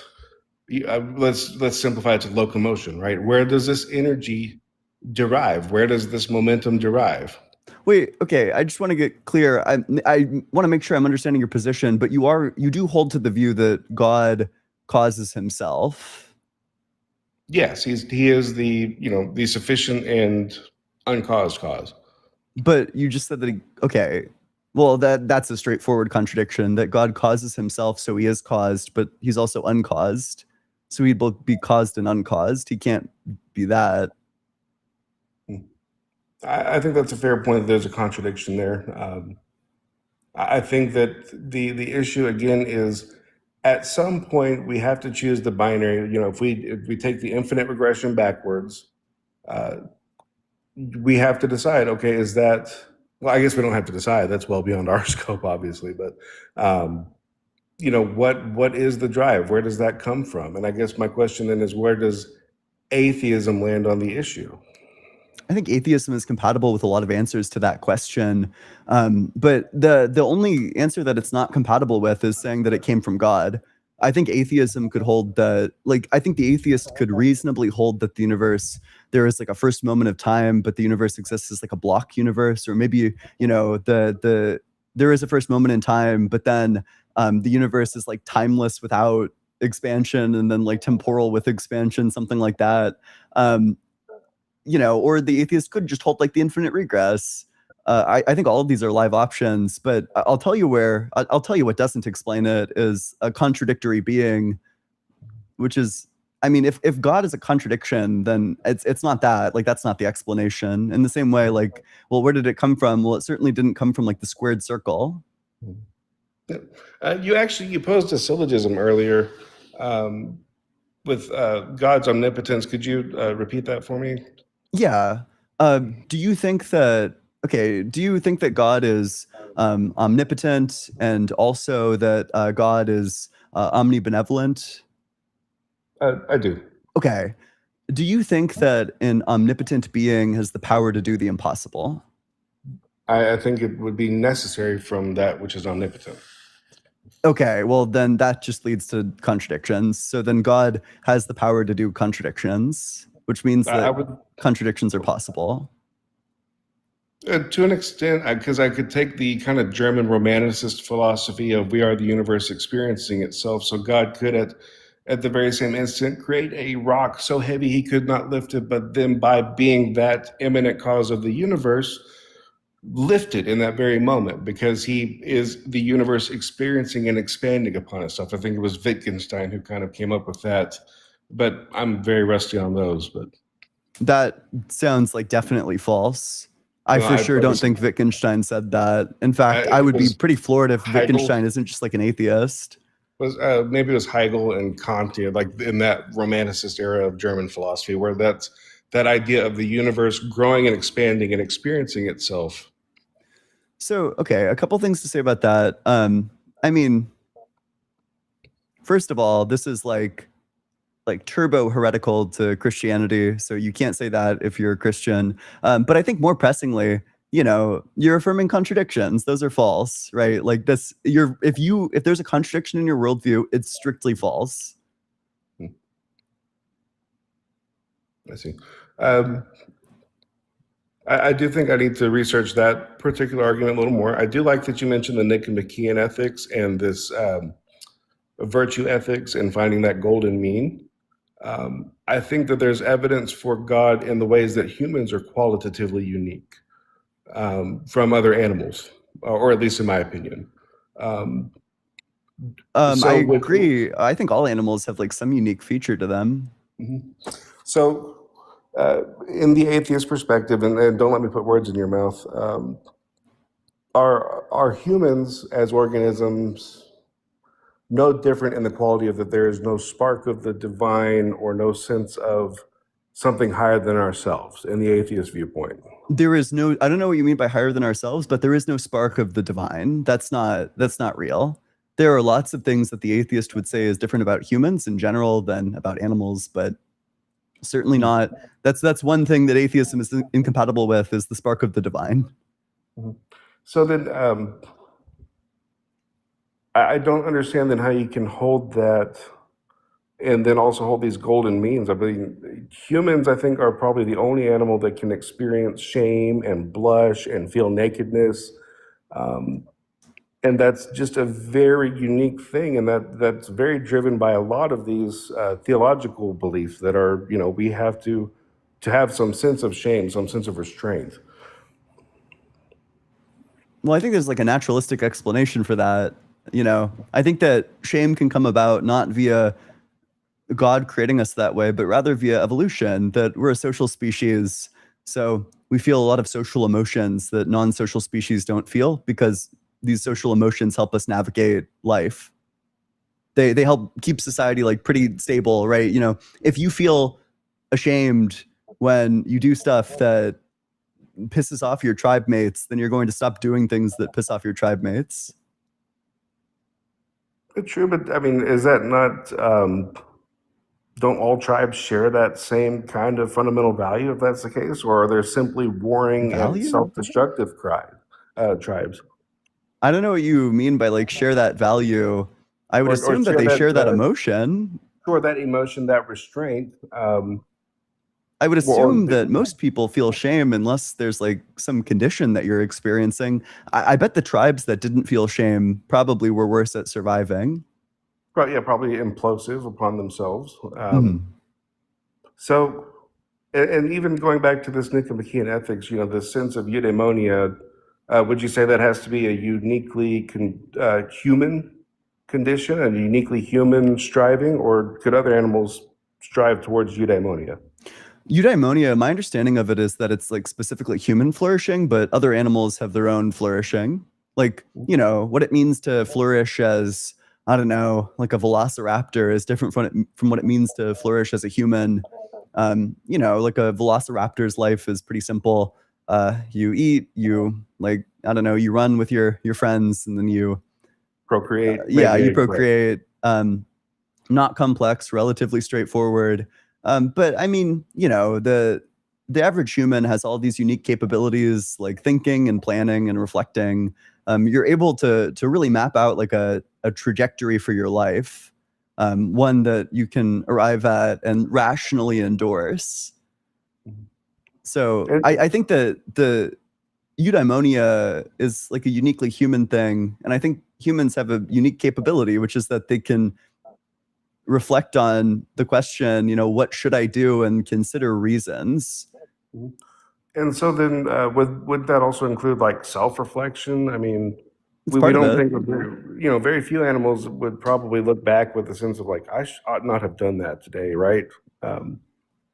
I don't know if that's true, but definitely it's something that humans can do. I would probably buy that there are very few animals that can do that if they can. Yeah, and so I would say that isn't that at least some evidence for a spark of the divine that the humans can look upon their day and say, I was mean to so and so, and I should maybe go make amends tomorrow. I mean, it totally would be if we didn't know where humans came from, but we know where humans come from, and it's evolution, and evolution explains this perfectly. So it would be kind of superfluous to add God into that picture if evolution already explains it. Well, true, but I mean, even our nearest primate cousins, I don't think have that. I mean, Have they what? that sense of making amends, sense of altruism. I mean, a few bonobos and a few chimps might Oh. have social cues like that, but that pondering, that sense to look up and say, I myself am in some way imperfect. I don't think any animal experiences that. Oh, well, that's like a very like deep existential feeling. But no, I mean, primates engage in altruistic behavior all the time. Like, for Well, example, sure. if you drop something in front of like a baby monkey or like a baby chimpanzee, they will pick it up and give it to you. Well, sure, but is that not also just a reward response by the monkey? They'll do it even if you don't reward them for it. And there's, like I said, there's a few that have that trait, but I'm thinking that it's uniquely human to have the sense of even pure altruism, not for the community sense, but the human sense of I should do good for my neighbor or by my neighbor. That sounds like the community sense. And like I said, I don't know that. I feel that like most animal structures, even our most near primate relatives, don't share that sense of striving beyond that. Well, I mean, I agree that humans are going to be the most advanced group in terms of, well, first of all, I mean, we're we're connected to each other in a way that other animals aren't, because other animals don't have like these various tribes that interact with these other various tribes very often, and they don't have like the language structures or like the reflection on like the nature of things that humans do. We are the first animal to have this capability. It was inevitable that one animal would be the first one to have this capability. Well, I actually do have to part. I do thank you for hosting these debates. I would say to all the Christians here, stick around for these, because if your beliefs aren't tested and put in this sort of acid bath, then I don't think you're analyzing your life. But thank you for having me. Hey, thanks so much for coming on up. I appreciate you. Oop. All right, make sure you're double tapping on that screen, sharing it with your friends, doing all that good stuff. If you're in that guest request box, make sure that you're 18 or older. Make sure that you believe in the God of the Bible, the Torah, or the Quran. I also ask that you have some sort of reason to think that God exists as we go to the very next guest. Let's get him on up in here.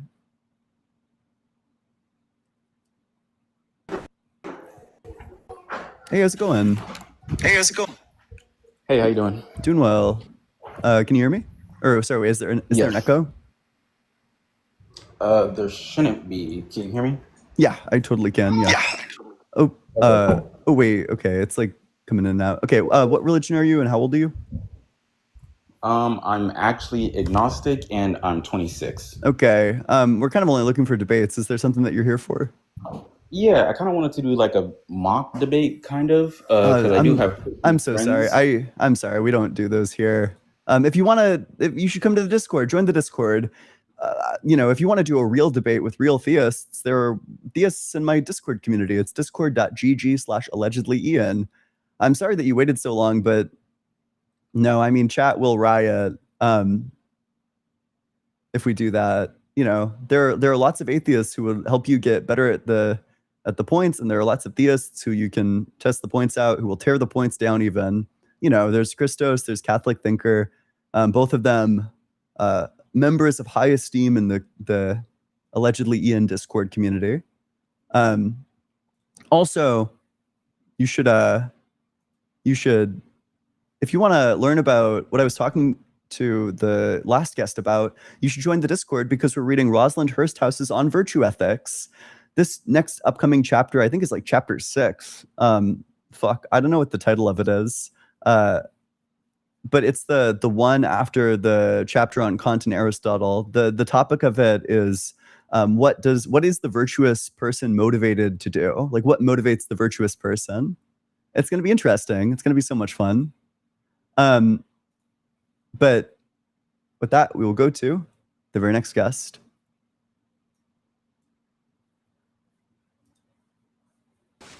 Hey, how's it going? Hello. Yep. How old are you? Hello. I can hear you. Yeah, I'm fine. And you? Doing well. Sorry, English is not my first language. So I had a question. Do you also debate like Hinduism and stuff? Because last Hinduism? time you said, like, only... Yeah.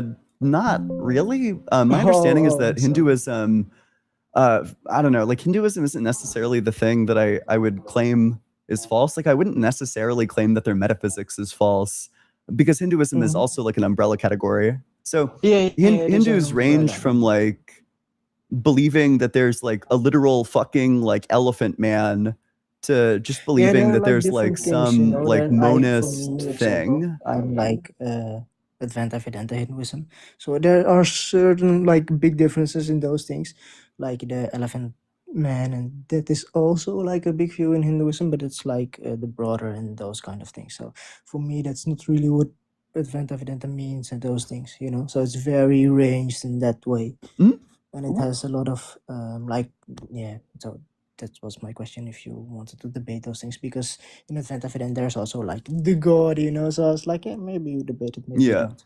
I'd probably debate somebody if they thought that they had evidence for like the very like personal version of Hinduism where you have like Ganesh and like Vishnu and they're like like people. But if all your claim is that there's like some like unifying one thing, well, I think that could be true. But I don't know if there's that's mostly what Advaita Vedanta entails. So that's why I was like, yeah, you were making these claims about like if time is one thing and those things. So I was like checking, wait, this actually does track, but it doesn't mean that it is like different, you know, like most points that you make in the past debates. I was like, yeah, that's basically what we believe in, and this is why, you know. So there's a reason behind those things, you know what I mean? Well, listen, I appreciate you coming on up here, but I hope we answered your question. All right, let's go to the very next guest. If you're in that guest request box, hey, how's it going? Hey. Yep, how old are you? I'm 33. Yep, and what religion? So I'm a cultural Christian. I grew up in a Christian household, and I call myself a Platonist, but I kind of combine the form of the good with the Christian idea of Jesus, or the Christian idea of God, if that makes sense. So is your position something, okay, here's like kind of the criteria, because Platonism is compatible with atheism. I think probably the key question is, do you think like the one is a mind? Well, let me ask you a question, because it's really curious. It's going to sound like a gotcha, but it's really not. I'm curious. When you say God isn't real, what are you referring to? What isn't real? I'm referring to there being an ultimate mind. I'm saying that there isn't that thing. You know, if you want to define God to be like a water bottle, or you want to define God to be like the emotion of love, you can certainly do that. And I wouldn't disagree that those things are real, but I take God to be something like that, like an ultimate mind. So do you think that God is a mind, or how couldn't that exist? How couldn't an ultimate mind exist? Yes. Yeah, I think that there are some things that must be independent, or some things that couldn't begin to exist. So for example, I think that time must just be eternal. I don't think that time can begin to exist. Otherwise, you'd have a timeless phase of reality. Reality is timeless, and then it begins to be temporal and it ends its like timeless phase. So there's like a change there, right? It changes from being timeless to being temporal, but all things that change are in time. So you have this timeless phase that's in time, which is a contradiction. I totally get that it's a contradiction from our perspective, but we also have these senses that are limited to about, an infinitesimal amount of the actual information of the universe. If you could think of a mind that has all of the information present within it, would it not have different capabilities? I have no idea how that solves the problem. I also have no idea which premise of mine is based on like sensory experience or like based on like claiming like knowledge of everything. I think the only premise that's really contestable there is whether or not everything that changes is in time. But unfortunately, even that's probably like definitional. That's just kind of what a time series is like when you have two moments where one is before the other. As soon as you have two moments where one is before the other, well, you just have time. What I'm saying is like, what if time is a consequence of the limitations of our mind? I don't know what that means. What if time emerges because we are limited in our intellect? Then there would be a timeless phase that changes into a temporal phase when we come into existence. And that can't be because all changes in time. So are you saying that everything experiences time the same way? I'm saying that everything that changes is in time. Everything that changes forms a time series. Yeah, but what I'm saying is like we can only carry this one image of reality in our heads at a time. This one experience, we have our one consciousness. And it's bringing in this patchwork of information from our senses that feed into one point. If God is omnipresent and all-knowing and all-powerful, then he wouldn't be limited to that. And in fact, any information in the universe would be intuitive. Do you think that God can do contradictory things? Contradictory to me, yeah. Oh, well, I think that thing just must not exist. If you think that God is contradictory. It's contradictory to me, but a lot of things are contradictory to me. I wouldn't believe in a thing that's contradictory to me because contradictions are strictly false. What is light? What is light? Yes. My understanding is that it's wave-like, and then if you interact with it, it becomes particle-like. Yes, so it's a particle and a wave. Mm-hmm. And it can be both. Yeah. It's not a contradiction. You would need to add the third premise that a wave cannot be particle-like when interacted with, which I don't grant. I think that it can. But how long did it take us to understand that light can be a wave and a particle and not be a contradiction? Wait, sorry, why would we think that it's a contradiction? Like saying like it took us a long time to figure it out is no argument in favor of contradictions. In fact, that actually demonstrates my point that contradictions aren't possible. No, I'm saying that the contradiction is in the limitation of our senses still. It goes back to Plato when he talks about It's not a contradiction. the rod in the water and saying that, look, it is to stick straight, and then he takes it out and it is, but he puts it in and it's wavy. It's a contradiction to us because we don't have the full information of what happens in the process of light that changes it from particle to wave. I mean, and this isn't just... Sorry, we're being very loose with terms. When I say a contradiction... No, I'm going to tighten it up. Because we need to clarify what a contradiction is, because for like the last like 3 responses or so, like the things that you're talking about just aren't contradictions. A contradiction is when you're affirming a thing and denying that same thing. So what I'm saying like the cat implying is that- exists and the cat doesn't exist, that's a contradiction.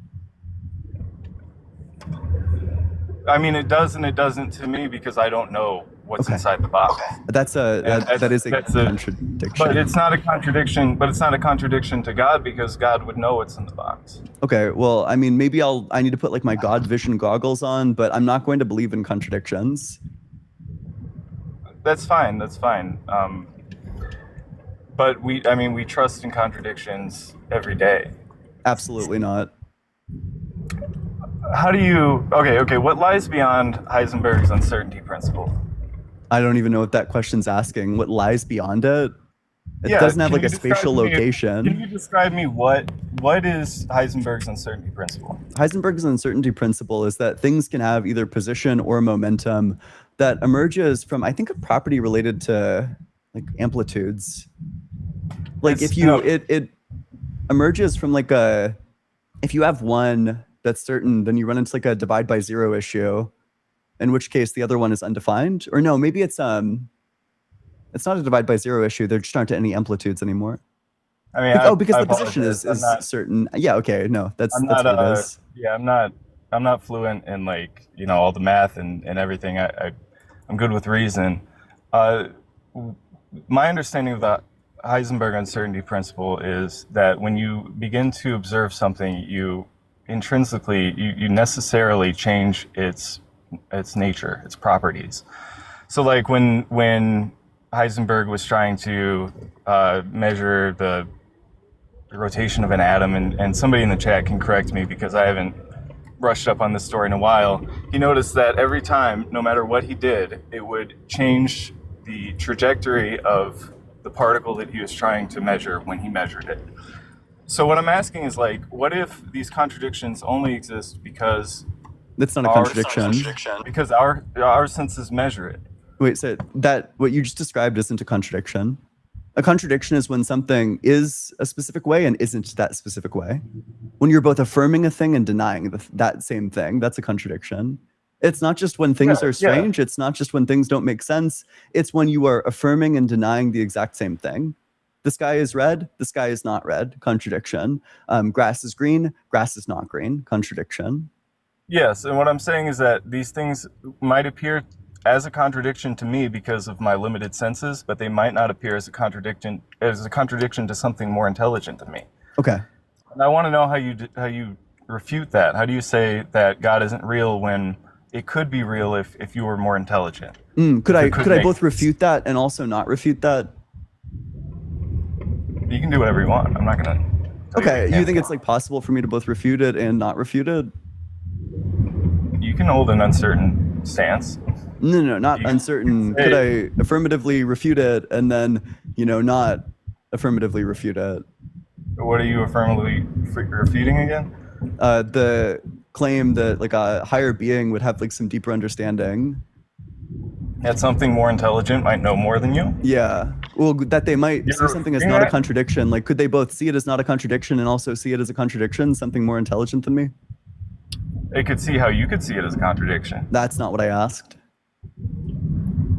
Okay, ask it again, please. Yeah, could a more intelligent being both see it as a contradiction and not see it as a contradiction? I don't know. The answer to that is no, right? Because that would be a contradiction. No, the answer to that is I don't know. Okay, well, listen, one of my New Year's resolutions is that one of my July year resolution is that I don't want to argue with people about like laws of logic. If you think contradictions are fine, then there's no point. Maddie Lloyd, thanks so much for the super chat. Has the laryngeal nerve come up yet? That is one of my favorite examples in the fact I can't eat as much cheese as I'd like. That is sad. Why would God do that to you?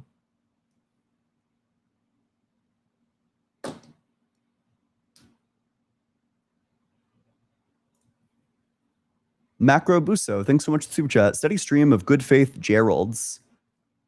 Love the Morton Salt girl, don't we all? Yeah, we've been getting a lot of good faith interlocutors. Slimy Goober, thanks so much for super chat. What do you think of wave function monism? Plausible. I think it's plausible. I like the view. I'm a fan of it. I've read the Sean Carroll book.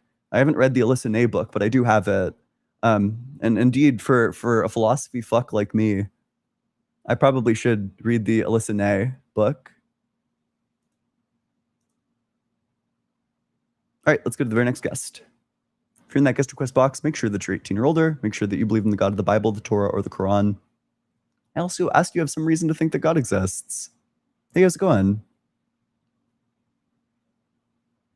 T-Dog, are you there? Oh no. Oh no. T-Dog scrambles away.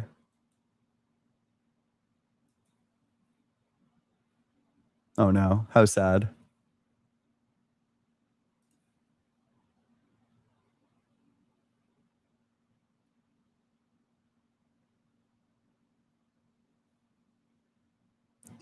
Let's see. Hey, what's up? Some random dude? Yeah, what's up? Can you hear me correctly? Yeah. How old are you? I'm 20. And what religion? Christianity. Okay. What makes you think God exists? Well, I hold to the temporal view of time, which means that a state succeeds to another state. And I believe that time started when the first succession happened. You know, And I as believe opposed to the that- atemporal view. Yeah, and I just believe that, you know, it couldn't have just gone from non-succeeding to succeeding out on its own. You know, I believe that things should be caused from, you know, something other than itself. Do you think that the first cause, like the first thing that caused something, do you think that it began to cause it, or do you think that it was just always, it had always caused it? I hold the Thomistic view that purus actus, yes. So I do not hold the Thomistic immutability, though. I have a different view of immutability. Well, unfortunately, if you think God is pure act, it just follows that indeed God is immutable, right? If God is pure act, then he doesn't have any potential. So there's no potential for change. Yeah, no, but like I have a different definition of immutability. So like I do not hold the eternal act of immutability. Do you think that God has the potential to change? If you're talking about the hypostasis, then yes, Just like I an do not intrinsic believe change, like any intrinsic change, does God have the potential to change? If you're talking about an intrinsic change, and if you're talking about the hypostasis, then yes, I do not believe the Usia can have a change in my definition of immutability, which is that his essence and what forms the what is God cannot change. I do believe the hypostasis can perform actions. Okay, so yeah, I wanted to. So prior to talk God about that. creating, when God existed without creating, did he have the potential to create? Prior to creating, did he have the potential to? Yeah. Yeah, I'd say he'd have the potential to create. But you said God is pure act, so that would mean zero potential. Yeah, he is pure act, so there's no potential that would create him. The universe. I didn't say that would create him. Is there like any potential intrinsic to God? Potential. Oh, as in, is there a reason? So do you mean like? Let me type out the God's syllogism even. possibility of. So okay, God is pure act. If God is pure act, then he lacks potential. When God existed without creation, God had the potential to create. This is a contradiction, these three together. Can I take a few seconds to just look through the reasoning and such? Yeah, absolutely. Go for it.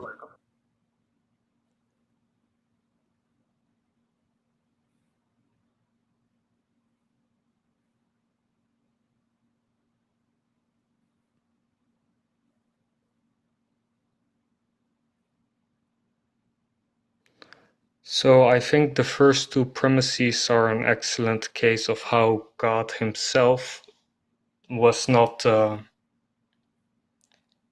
do I say it properly? God himself was not created, as in he went from being potential to being actual. Rather, he is actual purely, so he always existed. That does not mean that the act of creating the universe is without potential. I think the universe had a potentiality that God actualized. Wait, so which like premise do you reject? I suppose I would reject the conclusion. Based, so based. Okay, well, you can't do that because if you accept the premises but reject the conclusion that there's a contradiction, then, unfortunately, what you're actually rejecting is logic again. Hold on.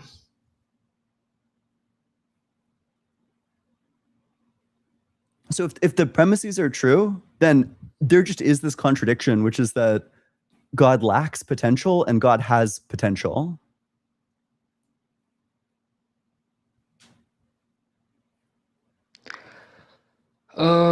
I think there might be a false assertion in the conclusion there. So, in fact, I'll type out what the conclusion is.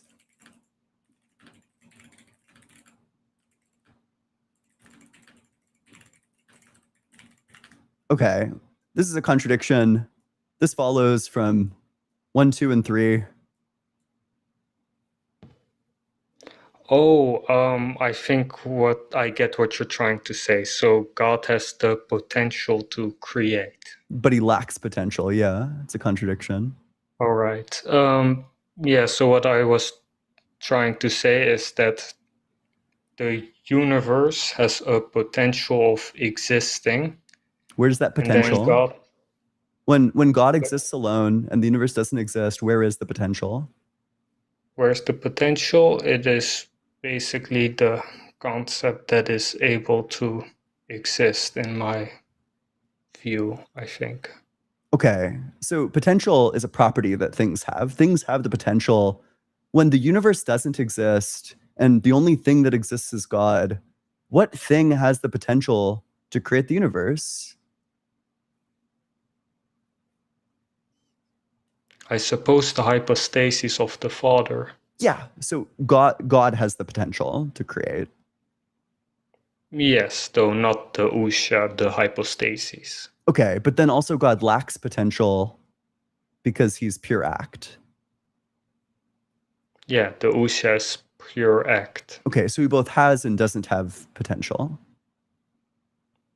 Yeah, you could see it that way, but that is only if you count the two gods in the same category. I would say that the Father alone. How many gods did you say you believe in? When I say two gods, I mean like God the Father and then God the Usha. The Usha is not the hypostasis, but the hypostasis is Usha. The thing is basically, the Father is the one that acts, while the Usha is not the one that acts. The Usha is the essence. Well, we can clarify this. Which God do you think is pure act? The Usha. Is that the Son? The essence. The essence. God's essence is pure act. Is God identical to his essence? Is God identical to his essence?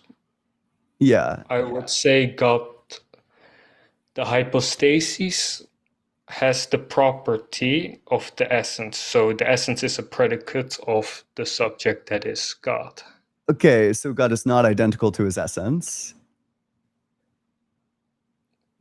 I suppose you could say that, yes. Basically, the Father is God. Okay. God is a predicate. Okay, so when you say God is pure act, if all you mean by God is pure act is just that his essence exists, I mean, like, that's like I think that you're gonna confuse a lot of people with this terminology, or like a lot of people who understand what the terms mean. Typically, when people say God is pure act, they're saying that God, each person of the Trinity, lacks potential. Not just that the essence lacks, like, obviously essences don't have potential, but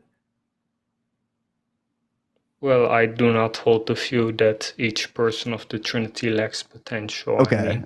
Typically, when people say God is pure act, that's what they mean. But sure, that's fine. So you think that the essence lacks potential, but each person has, like, which persons have potential? I would say all the persons. Well, I mean, you could debate about the Holy Spirit, though I haven't really looked that deep into the Holy Spirit and their potential. But I'd say the Father and the Son have potential. Okay. So would you agree that change is the actualization of a potential? Change is the actualization of a potential. Sure. Yeah. Okay. So then God changed when he created. Yeah, he changed in action. Okay. So then God is in time. It kind of depends. Let's see.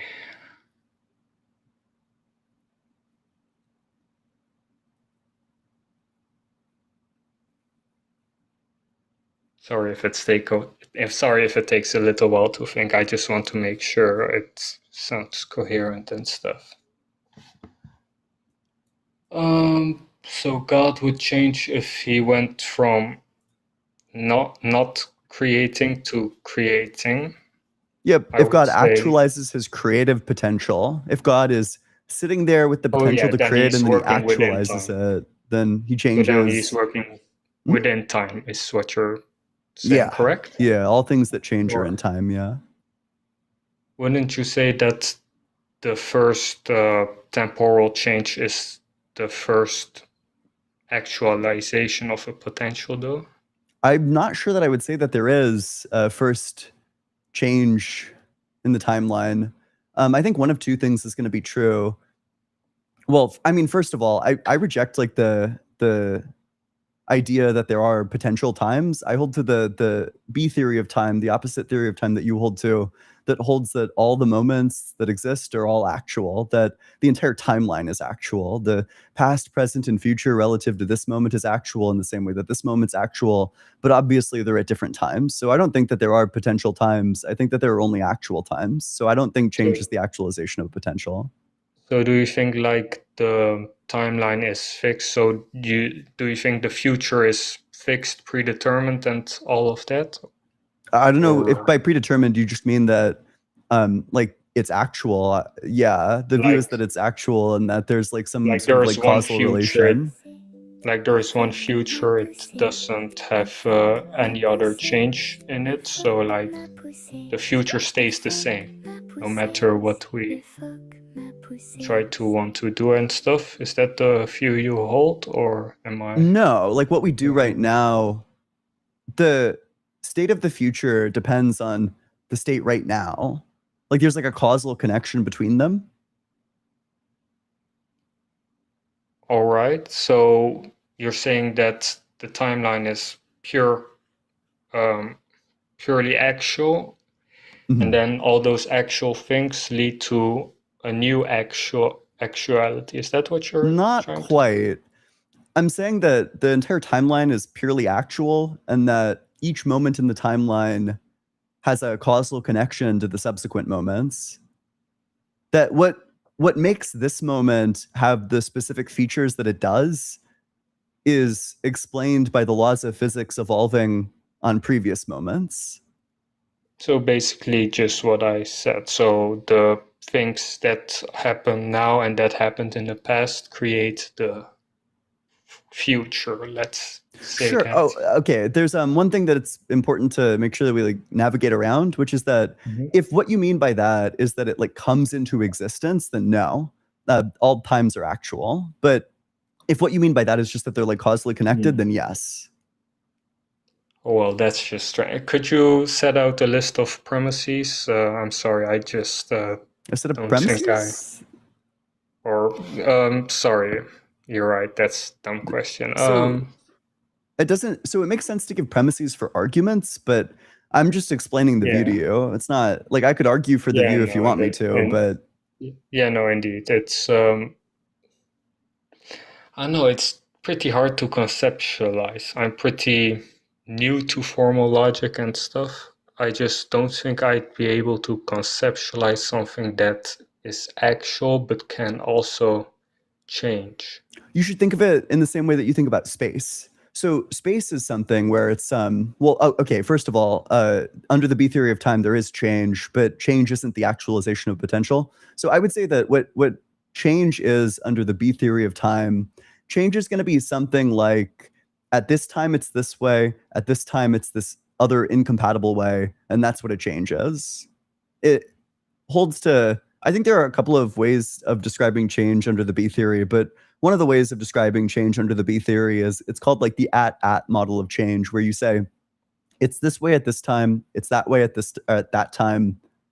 These states are incompatible. That's a change. So there is change in the B theory of time. Like, don't make any mistakes about that. But I suppose I'll have to research it on my own. Otherwise, we'll just be dragging the conversation, I think. Yeah, it's totally fine. Is there anything else you wanted to talk about? Yeah, so can we like get back to the point? You mentioned the B theory as an extra point. So can we just continue where we left off? I believe it was Sure. Yeah. I don't think that. So I think, to be maximally epistemically humble, I think that atheism is compatible with a lot of different models in terms of cosmology. I think that it's compatible with like a B theory of time model where there is a first moment. I think that it's compatible with a B theory and maybe even potentially an A theory model where there's like an infinite regress. I think either of those is fine, basically.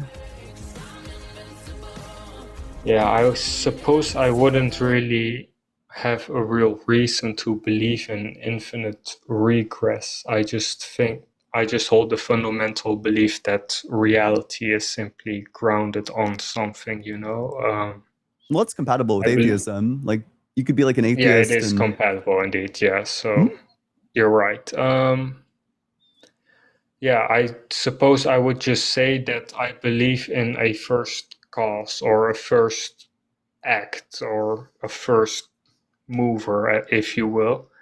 And I just do not think that could happen on its own by itself out of nowhere, I think that you'd need an intelligent mind to decide at one point, I want to create the universe. Well, I suppose that leads like the incoherence that I'm talking about earlier. Yeah, no, and the eternally willing. Let's just say that. Do you think so? He was eternally willing it, but was he eternally like undertaking that will? Was he eternally acting to create?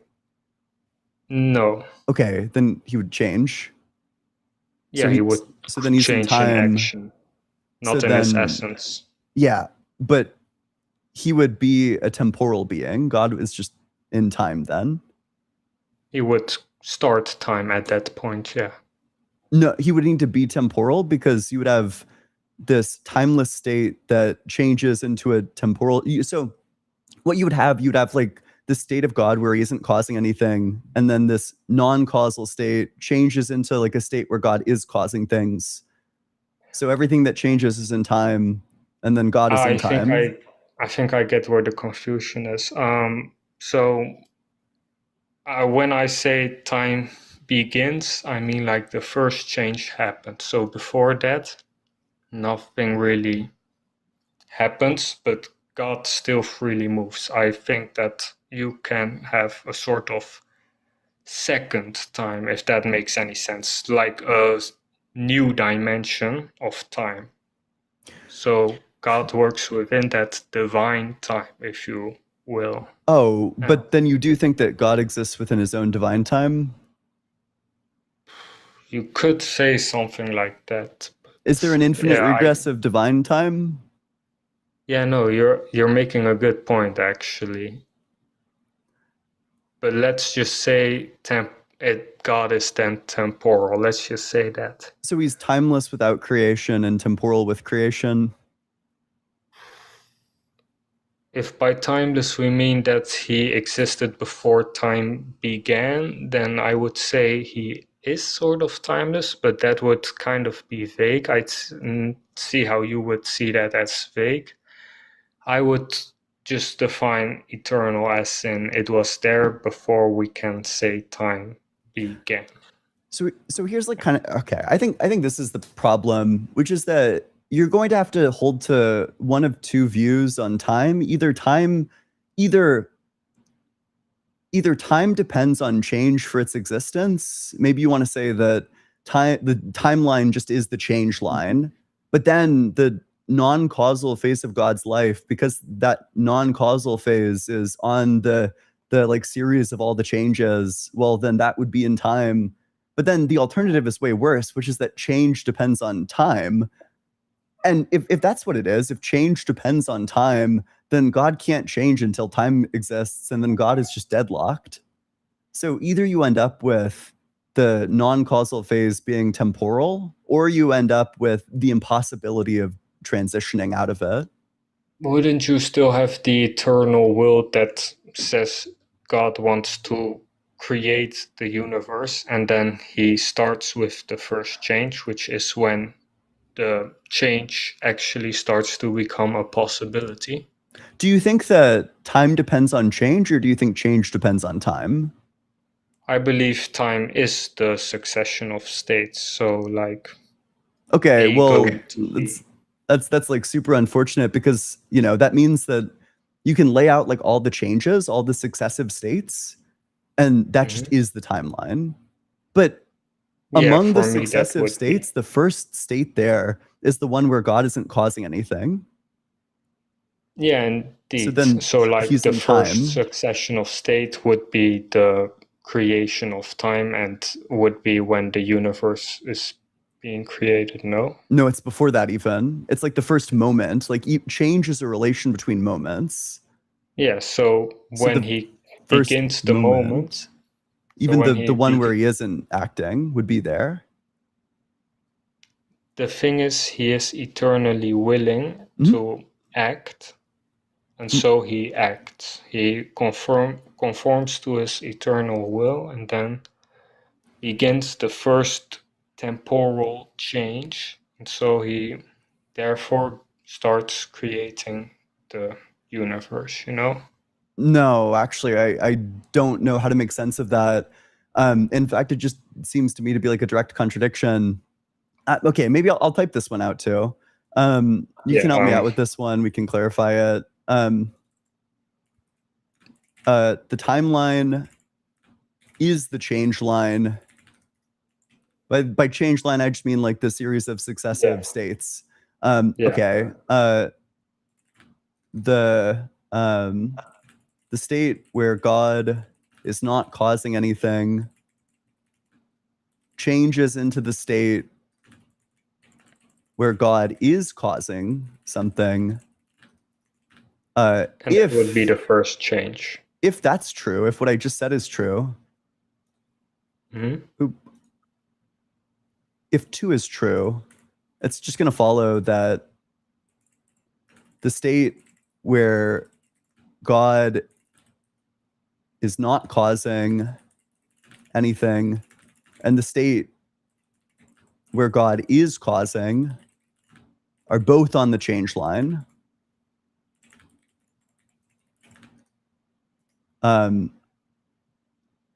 So therefore,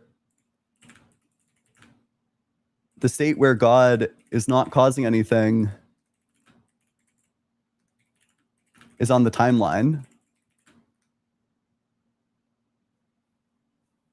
because of the first one, right? The timeline is the change line.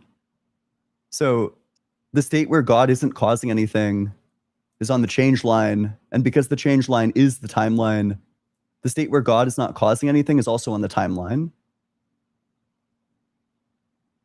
That is actually quite a good argumentation, I'm not gonna lie.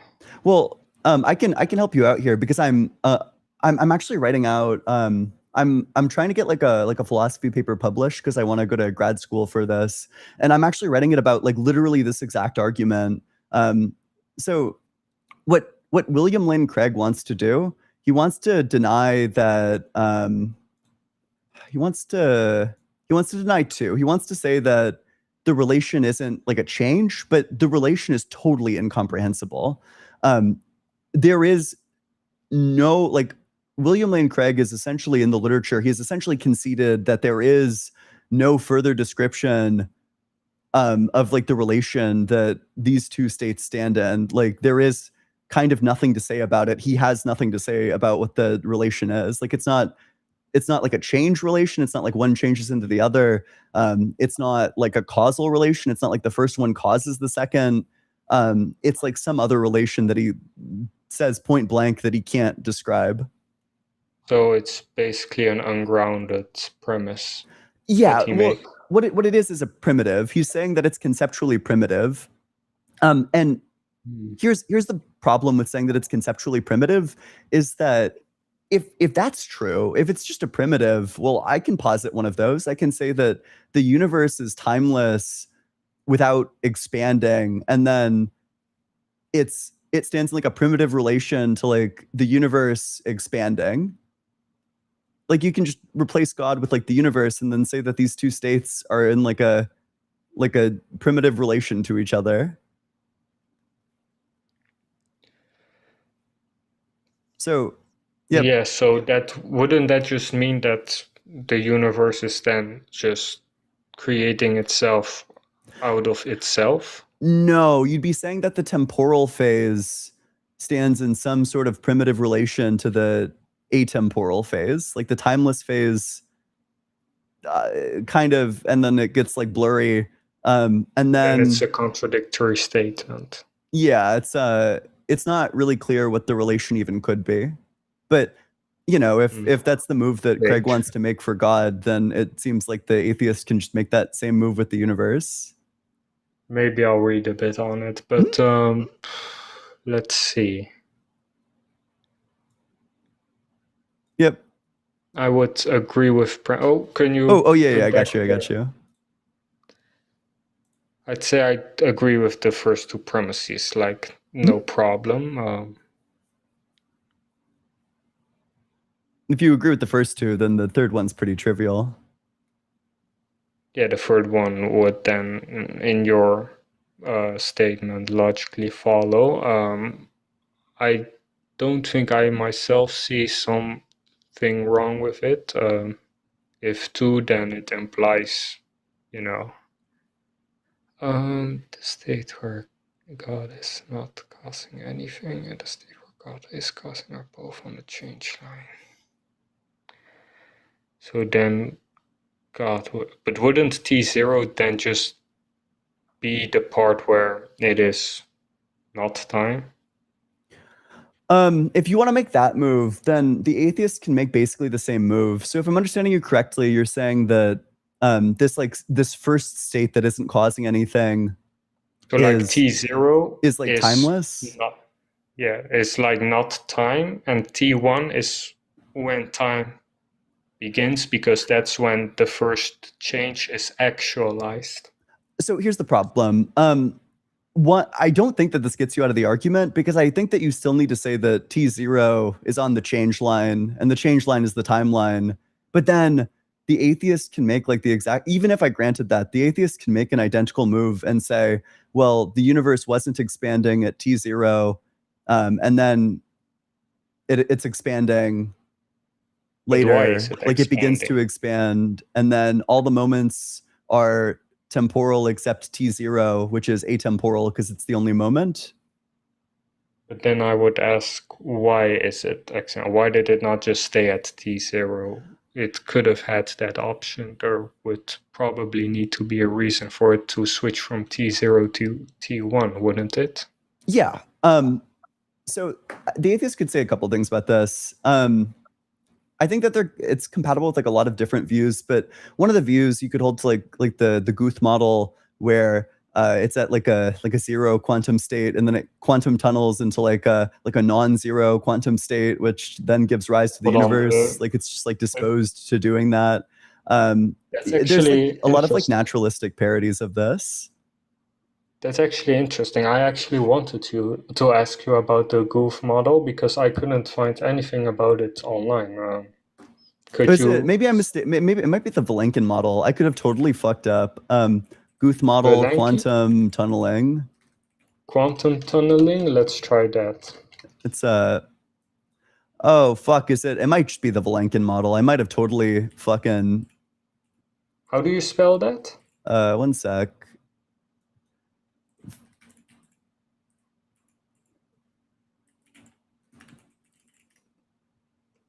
It's the Guth-Vilenkin theorem. Vilenkin theorem. And then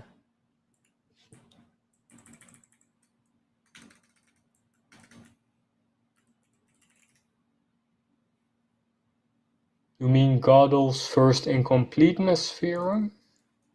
That's what Google's giving me right now. It is the. Oh, okay. I'm sorry. It is the Vilenkin model. It's titled, or there's like a paper on it titled "The Birth of the Inflationary Universe" by Alexander Vilenkin. Vilenkin as in like the long V, or Vilenkin. Vilain. Vilenkin.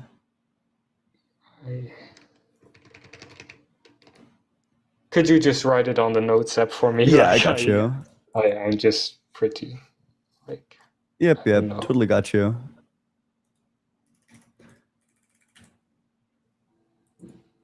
Oop. Vilenkin.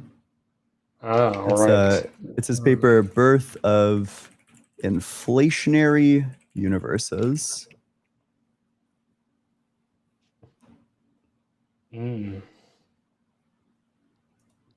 All right, I'll look a bit into that. I'm always open to like looking into different theories.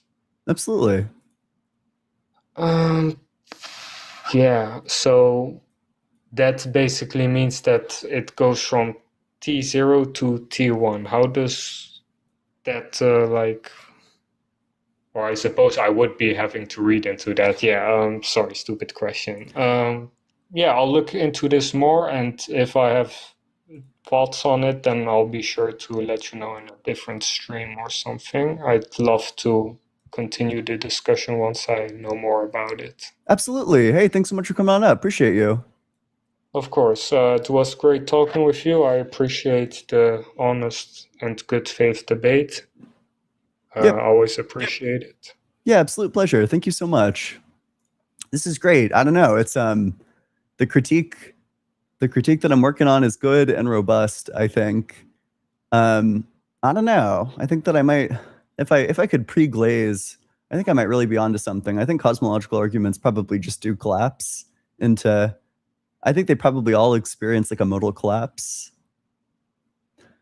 Coffee College, thanks so much for the super chat. Please give us a mods over gods sticker. We need it. That's good. That makes sense. Is that from somewhere? I don't know. It's been requested. Duly noted. Duly noted. All right. Let's go to the very next guest. I got this person and Team Wendy. Hey, how's it going? I'm doing well. Yep. How old are you? 26. Yep. And what religion? I don't believe in God, but I don't see how you can get objective moral without God. So I'm sorry. I only debate people on God. So if you're not a God believer, you should come to the Discord. People will debate you about that in the Discord. Hey, how's it going? Yo, what's up, man? Yeah. How old are you? I'm 19. And what religion? I'm Christian. I consider myself Christian. Okay. What makes you think that God exists? Just for the sake of just any of my talking points, I won't even argue specifically for the Christian God. I just argue for a creator in whole. I mean, there's so many different religions out there. Obviously, I'm not somebody to pin my beliefs on anybody. I'm not here at all to convince anybody to believe in a certain faith or whatever. I would say my main talking point is just, I believe that there is a creator. I believe that there is a higher and more intelligent life form beyond us. I just wanted to preface that. I don't necessarily disagree that there, like maybe somewhere else in the universe, there's something more intelligent than us. I think the question is whether or not there's a mind that everything else depends on. Yeah, that's what I'm saying. A creator of the universe, everything as we know it, right? Oh, all sure, the walls, that's fine. all the physics. I believe that there is one singular creator of all of that. Yes. What makes you think that such a thing exists? Primarily, and I'm sure somebody said it. I haven't been on the live for super long, but primarily because I've never seen life come from non-life. Okay. I think that this is a problem, which is that it seems to equivocate on the word life. Are you saying that God is alive? I would consider God to be an entity with traits similar to what we consider to be alive. I can't define exactly what Does God have God being cells? alive. Does When you he undergo no, cellular division? Does he have like a no, metabolism? no, Is he made out of matter? nope. Okay, then this is like nothing like life. This is not even there are probably like zero shared similarities between this Oh and yeah, life yes, then. and I've faced the same argument before in regards of life being an organism, right? And Yeah. organisms being created or made of certain things that God is not made of, and so God would not therefore be considered an organism, right? I understand where you'd be coming from if you were to say that. What I'm saying is that when I would say I've never seen life come from non-life, what I mean is that I've never seen something be created from something else that was not created. You've never seen something get you don't want to say that. Otherwise, you'd have to say that God is created. If you're saying that everything Oh, I that's can say I created comes I from can. another thing that's created, well, then you Mm. just have an infinite regress of created beings. That's the thing, right? In regards to the infinite regress argument, in speaking from a Christian standpoint, like I said, I can't speak for any other religion, but when I speak to atheists, I don't believe that we're thinking of the same God, right? Again, from a Christian standpoint, you being an atheist, to assume that my God came from somewhere, you're thinking of the wrong God. And I say that my God didn't come from anything because my God, to come from something, would mean that he's affected by time, space, or matter. If my God is affected by time, space, or matter, that is not God. I won't say he, she, we can just call God it. We can say the creator if you want to. Okay, so here's the problem that you're going to run into. You've affirmed this. Every created being comes from a different created being. God is in the chain of created beings coming from different created beings. I would say the first. If you Yeah, if you can okay. God specify. is the first created being. But then I would say God isn't a created being. I would say God is the first being okay, to create. well then I would have no reason to think that the created beings then come back to this non-created being, because the principle is that every created being comes from a different created being. So these created beings must just go back to a different created being. So it couldn't be God under this under this like explanatory principle. That's why I said in the beginning of the point, to assume that my God came from or was created, we're thinking of two different gods, right? The God in just about any theology, the premise of that God is that it is the creator. Again, my God is not affected by time, space, or matter, because if he was, then he would not be God. Time, space, and matter are a continuum. They all have to come into existence at the same time, right? If there is matter but no space, where would you put it? If there's space and matter but no time, when would you put it, right? You cannot have time, space, or matter as independent entities. They all have to exist at the same time as a continuum. It's a four-dimensional spectrum, right? That's what we call space-time. I agree with science, right? I believe in scientific theory. So I won't even use biblical. I would never use the Bible as an argument for the existence of a creator, right? Because you don't have to believe in the Bible, and I would never try to make you believe in the Bible, right? But I'll say, for the sake of, if you just want to listen, the Bible covers in the beginning, the first 10 words, in the beginning, time, God created the heavens, space, and the earth, matter. So we have a trinity of trinities already established at the beginning of the Bible. It's what is considered to be the beginning of the universe. Time has a past, present, and future. Matter has length, width, and height. Matter has solid, liquid, and gas. That's why we say this trinity of trinities, right? It was created instantaneously. At least that is what Christians and many Wait, other I'm sorry to theologies interrupt believe. really quick. I think what we actually have is a contradiction, right? So you've affirmed, or so these premises are things that you'll be committed to. Every created being comes from a different created being. So if one is true, then the first created being comes from a different created being, because every created being comes from a different created being. The first created being comes from God, but God's not a created being. So the first created being is both going to come from a created being, because every created being comes from a different created being, but it's also going to not come from a created being, because you're saying it comes from God, and God is not a created being. Oh yes, yes. So we just have like a direct contradiction. Yes, if we plot our points down, yes, we are absolutely going to come from a contradiction, because the premise of a God existing is in and of itself a contradiction. Every theology, every belief system that consists of a higher being always says that God is, or that creator, whatever it may be, is an exception to the rule, right? The same way, and I understand it sounds illogical, because the existence of any creator, as we know, if we just follow science or whatever we want to follow, it's always gonna sound illogical. So right? we okay. It's hard for me to convey Potentially, this to a person that hasn't like studied logic, but contradictions are, if your view is contradictory, it's false, strictly false. Your view can't be contradictory and true. Oh, I thought you were going to continue. Nope, that's it. It's a pretty simple point. Contradictions are false, strictly false. That's like logically demonstrable. If you're saying that a contradiction is true, then your view is illogical. It's kind of simple as. Right. Look, allow me to follow through, and it may still come through as a contradiction, but allow me to follow through. Right. Let's say I were to create a phone, right? I create a phone. I'm outside of that phone. I'm not inside the phone, and I'm not putting numbers on the screen of the phone. I'm projecting what's on the phone onto a two-dimensional screen into a three-dimensional world. And that screen can exist within our world, but I cannot exist within that two-dimensional world, right? We're above it and we're beyond it. We're not affected by this world at all, okay?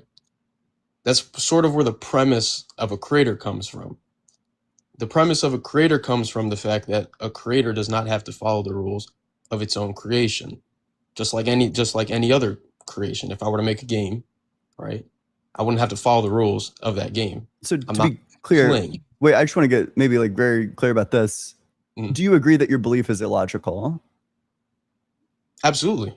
Okay, there's kind of no point in talking about it then. Like, what's the point in reasoning through God's existence if the conclusion is not one that we reasoned our way into, or frankly could reason our way out of? You could say that for just about anything that was in existence before it was proven to have existed.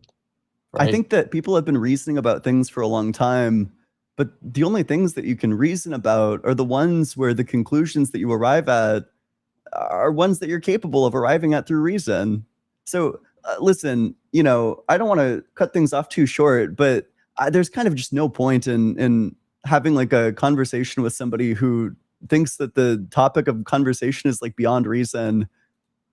It kind of just doesn't make sense to do that, but I appreciate you coming on up here.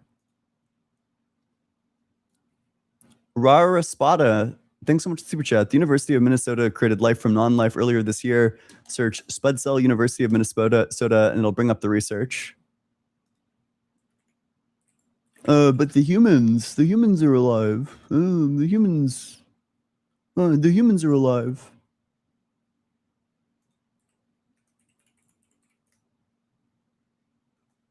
Holy shit. Spud Cell is the world's first synthetic cell with complete life cycle developed from non-living chemicals by researchers. It can feed, grow, copy its genome, and divide. Tragic. Devastating. Listen, I currently have nobody requesting to join, so if you want to debate the topic, if you think that God is real, feel free to request to join. You got to be 18 or older. You got to believe in the God of the Bible, the Torah, or the Quran. I also ask that you have some reason to think that God exists. Hey, how's it going? Hi. I don't know what this like sloshing around is, but I'm not about it, friend. this is what it looks like when I'm pulling the fucking emergency brake. You know, this is what it looks like when I'm pulling the ripcord, deploying my parachute. But yeah, I'm back to having nobody requesting to join. It's just a shower. I don't want to talk to you. I don't want to talk to you while you're showering. I'm not gonna have you up. Stop. You're showering. That's gross. I don't want to. Yeah. I don't want to talk to a dude who's like naked. Okay, here's what we can do. We have a clip ready.